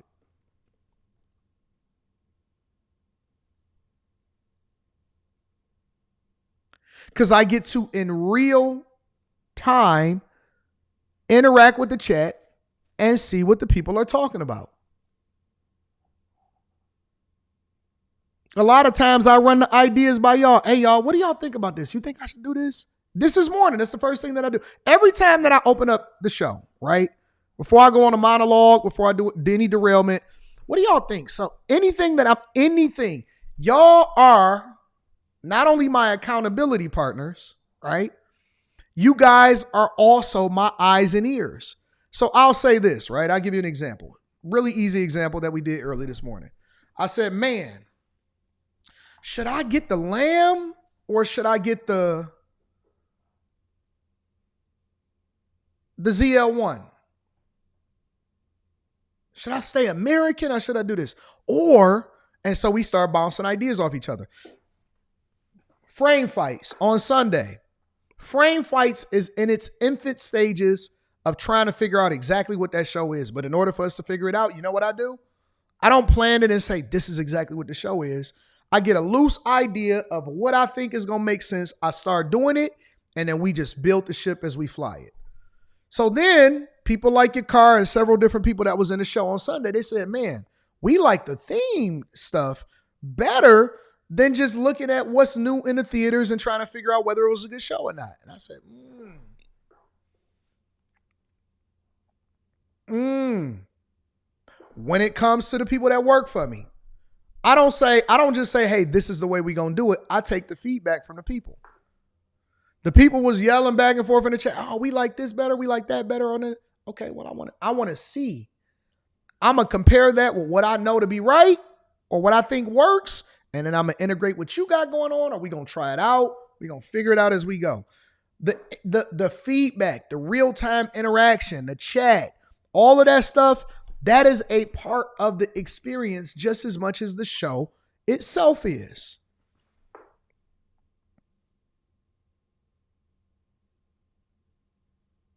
I already know that is some people, you know why y'all be feeling so upset sometimes when I be having a day that I got to go travel or a flight? Cause y'all feel like somebody done took your puppy because you can't come in here and start talking shit. Before y'all even speak to me, y'all be speaking to each other. Hey, what's going on? Yo, what's going on? Some of y'all got a list already in your notes. You just be copying and pasting at this point. What's going on, Azriel? Your car, Nichelle, Onaka, K Cooper. What's going on, all of y'all? How y'all doing this morning? It's a water cooler conversation. How late y'all think Anton gonna be today? Yeah, he been late a lot. He gon', and you know what? I think Anton gonna keep on pushing the show back. Eventually, we gonna creep up to back when we was up at 12 o'clock, and then he gonna come back and say, oh man, we gotta get all the way back to 10 o'clock. What do y'all think? Fa Brown be in there. Man, the show keep getting later and later in time. What's going on? Y'all think he gonna be in the studio today? Man, I think Anton gonna crash out. What do y'all want to bet that it's gonna be a derailment in the first 15 minutes of the show? They be talking big. Y'all know it's the truth. I'm sitting there listening to y'all to say it right now. It's the truth. That's a part of the experience. I know when I say certain subjects, Eric D is gonna say, and you know what? But no, Republicans, they in bad shape. They gonna probably feel some type of way when these 2026 midterms is coming up.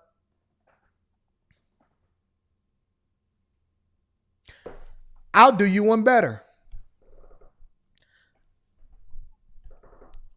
All of my ops, or what I used to say as my ops, I'm still training myself to think a little bit differently. Do you know that they watch me religiously? They're a part of the audience. They just don't chat. They're watching right now. I know who's watching and who's not watching. They watching right now. They get it immediately. Oh man, I gotta chop this up. I'm gonna react to it. That's where I'm their money source. I'm the only thing that get motion on their show. So they have to watch. They have to do research. They have to do reconnaissance. It's a part of an ecosystem. Now, they may not necessarily chat with y'all. They're not going to interact with y'all inside of the chat. They're watching for a completely different reason. They're entertained. They love it. And now they're looking for a talking point. And so sometimes I'll purposely give them that because it helps to keep your name in the algorithm. I'll purposely crash out. I'll purposely say some stuff. Sometimes it's, you know what I'm saying? Just like, oh, I'm about to say it. And then I'll notice it in my mind when I'm saying stuff or when I'm about to say it. And then I'll go ahead and crash all the way out. Well, why? I know what I'm doing. I know what the response is going to be. And so you keep your name inside of the algorithm. It's a part of an ecosystem, right? But that is a part of, what am I saying? I'm saying that this is what YouTube is. This is what your experience, when you cultivate an experience with an audience, you don't snatch the rug from under them, right? And say, hey man, all of y'all go over to Netflix.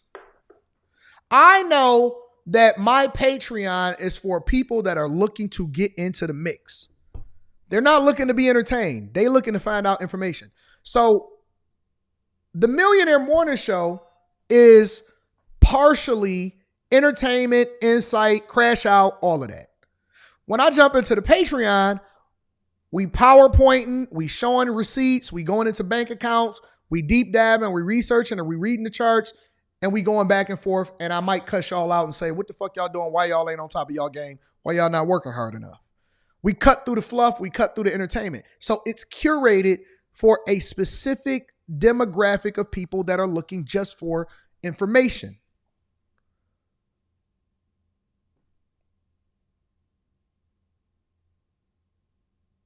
You understand what I'm saying? What I did for a living in corporate America was user experience. You study the user, you put together the persona, you try to figure out what is ideal for the user to help curate the better experience for them.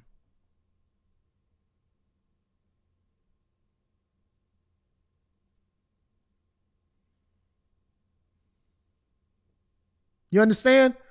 I think that they made a miscalculation because the only thing that they seen was the money.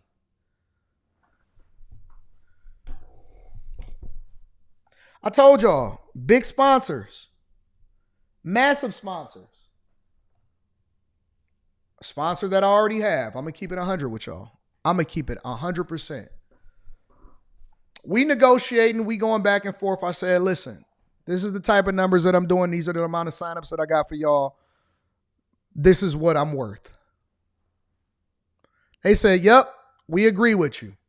And along with that, we want you to do this many reads. We would love for it to be in this part of the show because I know that that's at the height of your engagement. And it's got to be 30 for this one and 30 for that one. And you know what I said? I'm good. I told y'all this yesterday. And me and Rita was laughing about it. And Rita said, you going to do that for the extra money? I said, nope. I'll just take what I already got. And she said, why? I said, because it's going to fuck up the experience for the people. And I'm unwilling to mess up the experience for the people for more money. The people are my currency. They're the whole reason why I do this in the first place. If it's not for the audience, if it's not for the chat, if it's not for the people, then it ain't no Anton. It ain't no show. It ain't no YouTube. Ain't no Millionaire Morning Show. Ain't no Anton Daniels channel. It ain't no After Hours. The people are the ones that decide yay or nay. Now, I'm a bully, but I'm not that much of a bully to misunderstand or misinterpret who my people are. I know my people. I've been doing this for too long. I know them front to back. So if I gotta take, because see, that's the key. It's about being blinded by the money. And when people get blinded by the money, they're willing to make a sacrifice that they otherwise would have never made. I'm unwilling to mess up the experience for my people for more money. So I turned it down. I said, no. Absolutely not. Absolutely not. Rita said, did you sign that paper? I read through it. I said, nah. Nah, I'm all right. I'll pass. She said, what you gonna do? Keep working, keep grinding, keep hustling, keep pushing. We just gonna have to do it that other way. We can't go with the extra. We can't take that sponsor. We can't get the gambling sponsor. We can't get the Hard Rock, the FanDuels. We can't do the same thing that everybody else do. So we gonna have to do it that other way. We just gonna have to get it out the mud. That's why we got the biggest Patreon. That's why we got the most loyal people. That's why no matter what happens, people is always going to rock with AD because AD is going to put the people first and they see through the bullshit. They see through the headlines. They see through the nonsense. That's why we going to grow faster than everybody else. That's why we going to continue to run up a bag because I understand the people. The people are the ones that determine the success of your show. It's not the fucking Netflix. It's not any of that. The people are the ones that tell you what is and what ain't. And if you're not listening to your people, if you're not paying attention to the audience, you will lose. 10 times out of 10. Ain't nobody bigger than the program. Nobody is bigger than the program.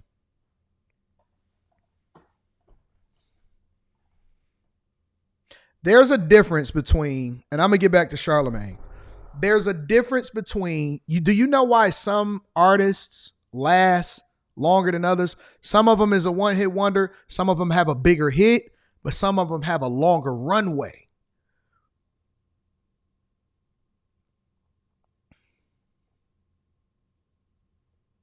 Some of them have a bigger hit. Others have a longer runway. I'd rather be Tech Nine than Nelly.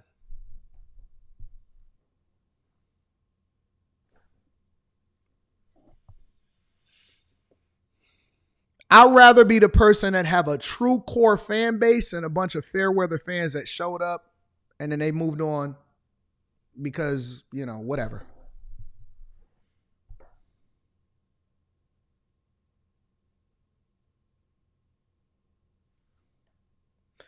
long term, never, ever do it money first. Always people, the money come with it. That's what a bag chaser is. Chasing the thing that's best for you, understanding that the money, the success, all of that stuff come with it. Your core, they're always going to be the ones that hold you down. Those are the ones that you got to value. Always. The Art, and I saw Art do a video, but it's like I told Art the same thing. It's like when these people have these conversations about Breakfast Club losing viewership, you got to say, well, what are they doing on Netflix? What are the numbers on Netflix? Charlamagne, let me ask you a question. Uh-huh. Do you think a video that was made from a YouTube creator, a TikTok creator that said, hey, we don't know if the Breakfast Club is losing viewers or not because they're on Netflix, do you think that would get any views? I don't know. You're right. What do you think gets more views? The salacious shit, saying Breakfast Club is losing viewers. The negative, salacious shit, of course, yeah. And that's what we're drawn to. We're drawn to negativity as human beings. I get it. Here's the reality of the situation.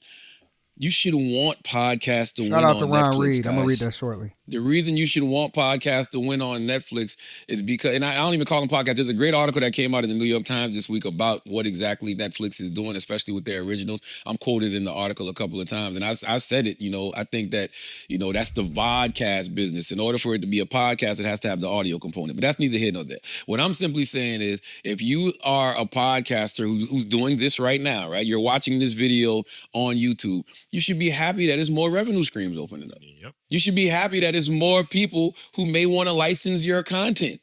You should be happy about that. You should be happy it's another revenue stream. You're asking miserable people to be happy, man.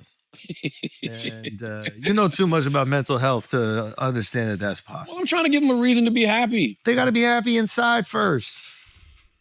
Because you got. I don't listen. They're coping. This is a coping mechanism. Plenty of people were happy for Charlamagne and the Breakfast Club and iHeartMedia when they announced the $200 million deal. I seen a ton of people, a ton of content creators, big and small. Some of them was hating. It's always going to be hate in there. There were big and small content creators that were celebrating and saying, yo, congratulations. Myself was one of them. I said, you know what? I criticize Charlamagne a lot when it comes to his political takes. But when it comes to him as a businessman, I think that he's been making winning moves on a regular basis. You're not above criticism. When a deal don't seem like it's shaking out, it's not that they're not happy for you. They trying to evaluate whether or not it made sense for you to do it. Maybe even to evaluate it for themselves. We just talking openly about what you talking about. I don't think... It's going to come a time like you might be doing all of these numbers on YouTube, but you might be tired of having a platform that is demonetizing your content when they want to. You might be tired of being on a platform that's suppressing your content when they want to. So you might want to say, you know what? I want to take this great content that I'm creating and do a deal with one of these streamers, get some guaranteed money in my pocket for a couple of years, get introduced to a whole different audience on a whole different algorithm. Hopefully people that fuck with me, come over and watch it here as well, and boom, all is right with the world. That's what that's what I would do. That's what I would think if I was a content more creator. people. Listen, the more people that are competing for you, the higher your price goes. Mm-hmm. And the more companies that are competing for your attention, That's right, the lower their price goes. That's a fact. So it always benefits the creator, the consumer, if there are more opportunities. If there's one place only, like I remember this even happened with stand-up specials. Like there were times where there was just one place. And they could pay you whatever the fuck they wanted. What'd you say? There was times of stand-up specials. There was one place. It was Comedy Central. Or it was HBO, right? So now you have limited amounts, and they don't have to compete with prices. They just go, this is what it is. If you have 10 different platforms that are all trying to get you and your viewers to come watch on their platform, which is what it's really about, that price is a bidding war. That is a great example. What you're worth isn't real until somebody else offers something. That's right. That's right. Because Netflix got into the game of stand-up specials. Hulu's in the game of stand-ups. Listen, all of that is true. All of it is true. But the sustainability of such competition is based off of whether you'd actually deliver. So With that being said, if you say, okay, listen, there's more people competing for the services. Well, that works because you had a Dave Chappelle kick in the door and a Kevin Hart kick in the door and Chris Rock kick in the door, right? All of them was getting, 20 million per special and all of this type of stuff, right? All of them was running up a bag. That makes sense, and Netflix is going to continue to invest in it as long as the numbers is doing the numbers. And when we evaluate the numbers of whether or not the Breakfast Club is successful or not, right? It used to be Showtime. Showtime was the big dog. HBO was the big dog. Those was the big dogs. Well, really, it was HBO boxing, right? Then Showtime, Floyd made Showtime, did a deal with Showtime. And it was now it's DAZN, D-A-Z-N, right? You can stream it. Then you seen Logan Paul kicking the door, and he was doing it on Netflix, right? But all of it is based off of the idea that you still have to deliver. You still have to deliver. It's a lot of people that's willing to give you money in order to go on tour, but if you can't sell tickets, then what's the use of it? Sometimes it hurts just as much as it helps.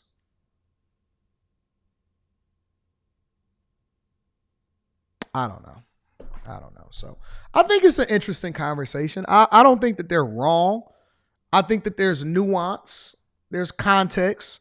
I don't know if you can say that they're right. There's nuance. There's context.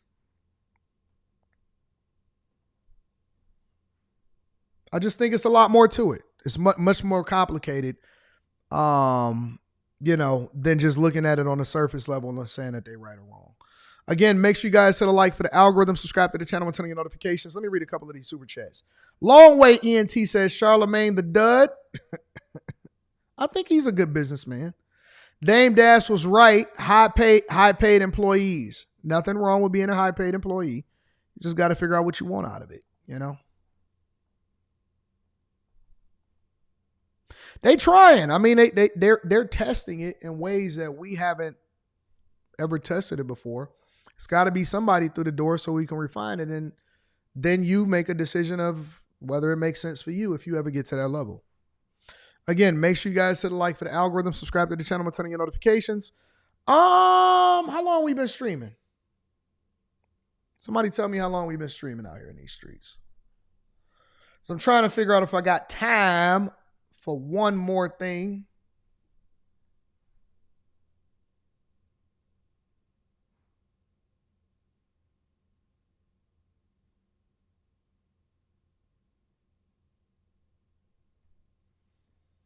Somebody give me a timer. How long we been streaming?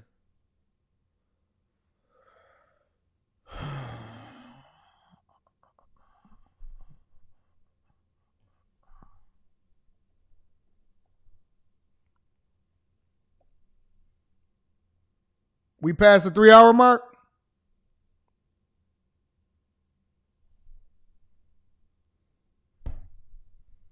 Let me see for myself. Oh, yeah. We've been past the 3-hour mark for a while now.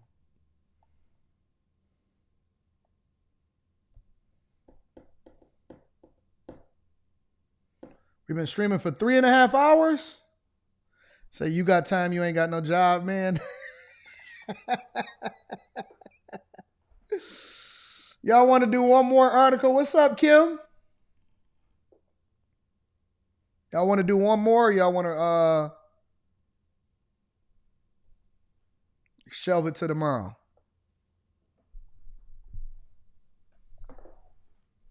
I'm always trying to get you through it. All right, we can do one more. Let's talk about I want to talk about sex. So we haven't really deep dove into the money, so that's valid. Let's talk about sex. Keep going to 5 hours.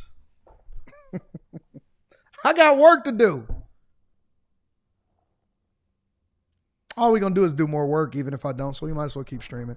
All right, y'all, let's talk about sex. Sex.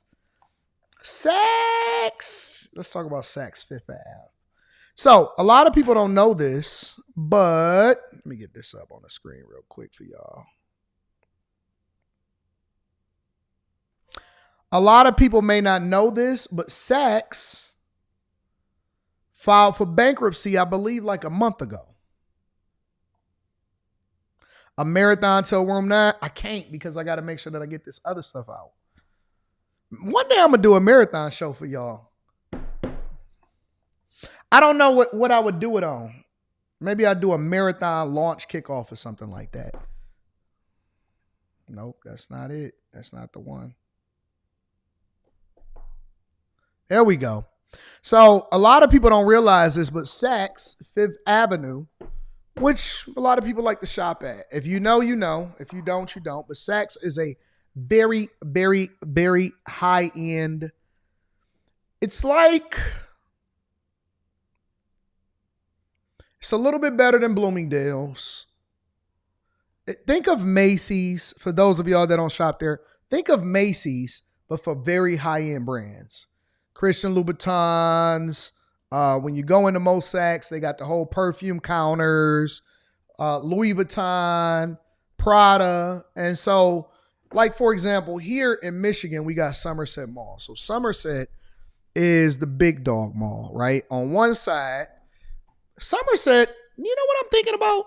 For those of y'all that know that's here in Michigan, that's been to Somerset in the Metro Detroit area, do you know that Somerset is actually divisive? I ain't gonna say racist. Somerset is so tripped out, right? It's the last great mall here in the Metro Detroit area. It's in the Troy, right? Right next to Birmingham, all of the very high-end places, right? Somerset is divided by Big Beaver Road. So it's a bridge. Think of a bridge, right, that goes above the road, and you have one mall over here, and then you have the other mall on this side, right? So it's a bridge that connects both malls, or it's one big mall, but it's two different buildings, right?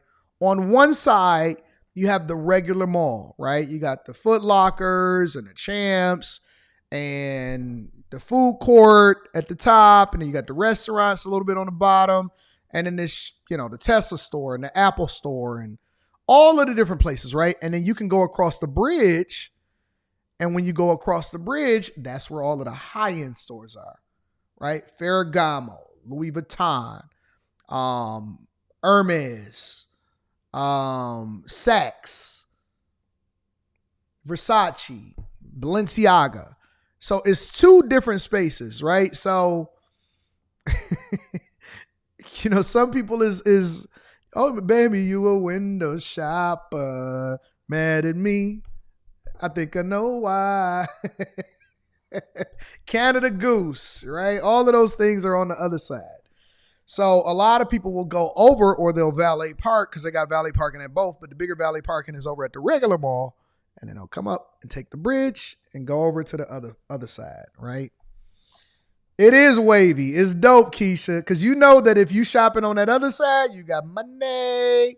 You got money, baby. But Saks, the reason why I'm telling y'all this is because Saks is an interesting anomaly, right? Because you can actually go over to Louis Vuitton. You can go over to the Ralph Lauren store, you can go over to Bottega, you can do all of that stuff. And then you can go over to Saks, which it all leads over to Saks, and it's got the same thing. It's got a Louis Vuitton store inside of Saks, right? You got the Prada, you got all of the different stuff. And so Saks is a higher end mall, or Saks is a higher end store, but Saks is facing the same threats in its existence. And I don't think that Saks is going to be here much longer. Saks is facing the same problems, and that they are now closing stores all across the United States of America. Chicago, everywhere. I don't know if they're actually closing a store over here in Metro Detroit, but they're closing stores because of a bankruptcy and them not being able to pay their debt. Again, make sure you guys hit a like for the algorithm, subscribe to the channel, and turn on your notifications. Fashion Show Mall losing a longtime luxury department staple in that area. Saks Fifth Avenue, which has been there since 1981, is set to close. The parent company announcing it's closing a handful of stores all across the country. 8 News Now reporter Erin Ariano is live in the newsroom to tell us how this actually ties in with the broader economic impact for local retailers. Well, the president of the Retail Association of Nevada tells me he believes this closure is not a bellwether for luxury brands in the valley, but it does not necessarily help the other economic troubles the Strip is facing. Well, a little bit of that was expected. Brian Wachter is the president of the Retail Association of Nevada. He says the Fashion Show Mall losing a longtime luxury brand like Saks Fifth Avenue is not surprising. So remember, Fashion Show Mall is in Las Vegas. It's right there on the Strip. All right. It's over there by Treasure Island and you know, a little bit further down. It's past Bellagio, over by that. All right. Before you get over to what is about to be the new Hard Rock Cafe or the Hard Rock Hotel and Conrad and all of that, right? Fashion Show Mall is right there in the middle of that. Global has been dealing with some restructuring issues since they, combined with Neiman Marcus. Other I'm gonna issues talk about it, include Keisha. filing for Chapter 11 bankruptcy, which the company announced in January. The Las Vegas Boulevard location is one of at least 20 closures announced so far this year across the country. Unfortunate that it's, happening in the Vegas Valley at this particular time. This particular time, meaning Las Vegas's economic troubles we've been reporting on for months. When we have tourist volume down, and so the businesses that are used to serving the higher tourist volume are also down, and so it certainly compounds it. Although it was a Monday night towards closing time when I visited today, the store was not exactly packed with shoppers. Wachter says there is no reason to believe situations like this are bellwethers for other luxury brands or department stores for the area. I don't think the store closures themselves are really a bellwether of the Las Vegas economy. We have a pretty consistently low retail vacancy rate. We have new developments go. So again, I'm not going to go into the actual bankruptcy. Maybe I will, depending on how the conversation goes. You said, what do I think that it is? I think that it's a combination of different things. And I think that there's an opportunity here. I think that we're resetting as a culture. And I don't think that it's just e-commerce. Listen, bro, people that shop at a place like Saks are completely different than people that shop at Tommy Hilfiger. I'm just throwing the name out there, right? Earlier in the show, you seen that I got a phone call from the lady that works at the Rolex store down in Miami. It's an authorized Rolex store down in Miami. And she says, Anton, oh my God, I got this new, Day presidential, all platinum or whatever, right? And it's a 36 millimeter. And I said, I don't really do 36 millimeters. I do 40 millimeters. And she said, okay, well, when you come to Miami, I want to show you some stuff. I said, okay, cool. In DC, they have a Louis Vuitton store, right? In DC, when I go to DC, they have a Louis Vuitton store that it's an upstairs for special clients that they have the Pharrell collection, whatever is coming out new, that's not available to the regular people, right? In Houston, they have a Balmain store that I love. It's a sassy little black man that's in there, and he know how to pick out all of the dopest stuff, and they reach out to you, right? There are people that will fly down to certain places to get certain things because they have a client list. The Gucci store here in Detroit. My guy got moved out to Somerset. He still reaches out to me and says, Anton, we got this new stuff. We got this new collection. Let me send you what I think is dope for you. People that have certain resources, when you in the Miami store, there are people that will fly in to get certain timepieces, and they will spend $60, $70, $80, $90,000 in one sitting. I personally believe, and this is just my thought, first of all, companies like these, Saks, Macy's, Lord & Taylor before them, JCPenney's before them, it doesn't matter whether it's high end or whether it's low end, right? I believe that having a personal touch and having boutique stores that cater and understand their clients' needs is where the industry is going. Retail is never going away, all right? As much as people think that everybody shop at Amazon, no, we get certain things from Amazon. But when it comes to the shopping experience, you're going to have a client list. You're going to have people that come in and actually speak to you. And so I think that this is a great opportunity for entrepreneurs and people that bring forth certain products. There's a fashion community, right? There's a label whore community. There's always going to be women that want to shop, always women that want certain things, all of that, right? There's a scene and there's a group of brands that is not even normalized for the normal shopping community. When you talk about Chrome Hearts and all of that, man, it's probably 50 different brands that people are hip to that you may not even be familiar with. That's high end, right? They make a certain brand. They're in the Kith communities, right? They're in the Supreme communities. They're in the Chrome Hearts communities, right? There's in all of that.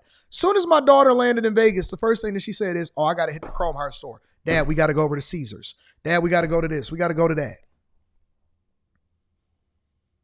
Page 10. It's a lot of this, right? And people want to actually go in person.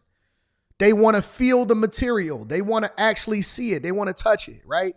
So in-person interactions combined with a personable client list and you actually catering to the people that shop at your stores, right? I know girls that have a client list at the Rolex store here. I know people that got a client list in Miami. I got 2 different stores that I fly back and forth to in Miami in order to get my timepieces. I just don't talk about it no more visibly because I'm kind of moving differently with my brand, right? I got in different places down in Texas that I can fly to and go and get a timepiece that I'm looking for. And they got me on a list of certain things.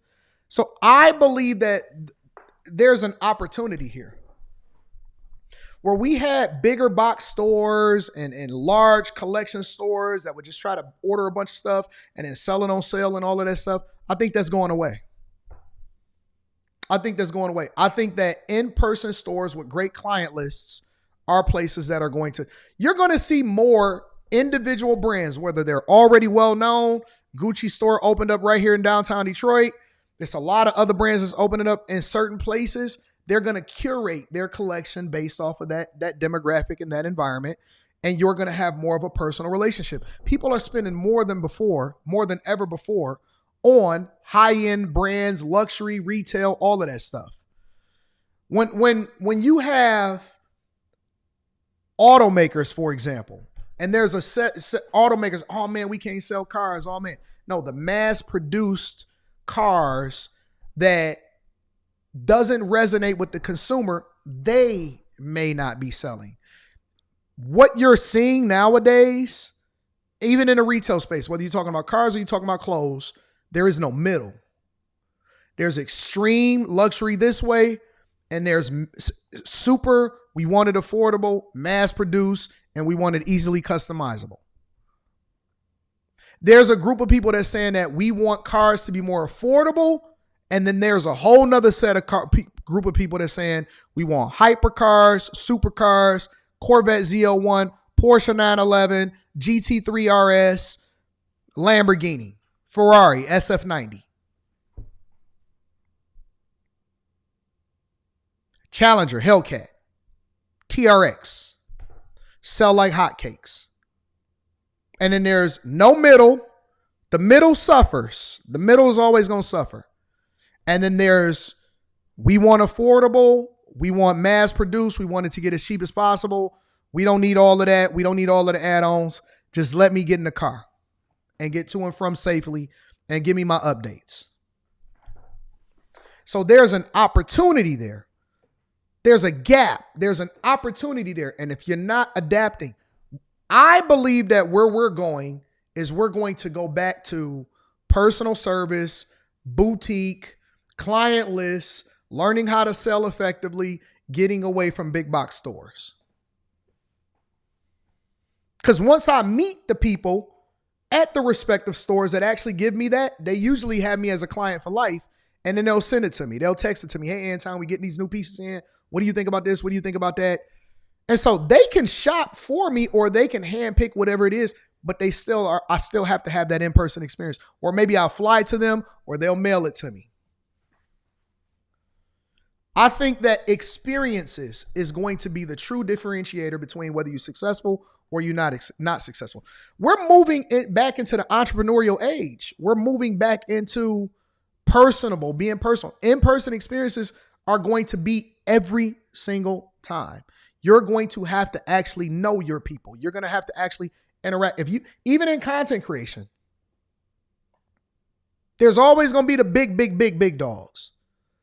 And then there's going to be the stragglers and the hanger-ons that can't actually create for themselves. And everything that they talk about is going to be based off of what somebody else is doing.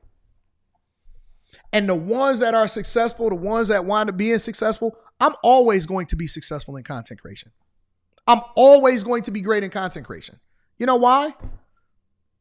Because I understand the people. I know how to communicate effectively. I know my niche. I know my audience. I'm not even supposed to be breaking out with 1.3 million subscribers. But there's more people every single day desiring for somebody to give them or can hold a conversation and have some form of substance that puts a completely different spin on the thing that they're used to talking about. Always. There's always going to be a niche. Always. You have to figure out where you fit in. And it's not just about opening up a store. It's not just about opening up a grocery store. You have to open up a store that curates and speaks to your client base. And why would they come and talk to you? We're in the greatest opportunity ever. It's the age of the entrepreneur. You just haven't seen it yet. You don't have the vision for it because Saks Fifth Avenue closing is a good thing, in my opinion. What am I saying? It's a good thing. Didn't we want to get away from big box stores? Didn't we hate big box? Didn't we hate the fact that, oh man, where's the customer service? Where's this? Where's that? Nobody knows your name. Just a regular sales associate. No, we want somebody to say, hey, Anton, how have you been? How's the family? Oh my God, I got something specific. I know your style. I know exactly what you want. That's what we said we wanted. Now, of course, you always going to have online. You're going to have the Amazons. You're going to have all of that stuff, right? You're going to have the Walmarts. You're going to have the Krogers. You're going to have the regular grocery stores. But what people are seeking is a unique experience.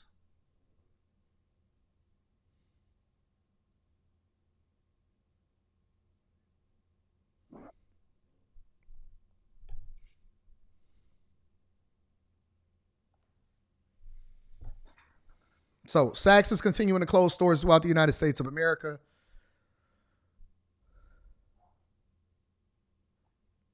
And I think that that's a good thing. I think that that's a good thing. I think that we need to get back to boutique, custom interactions. And the people that can figure that out are the people that's going to be successful, in my opinion. Make sure you guys hit a like for the algorithm.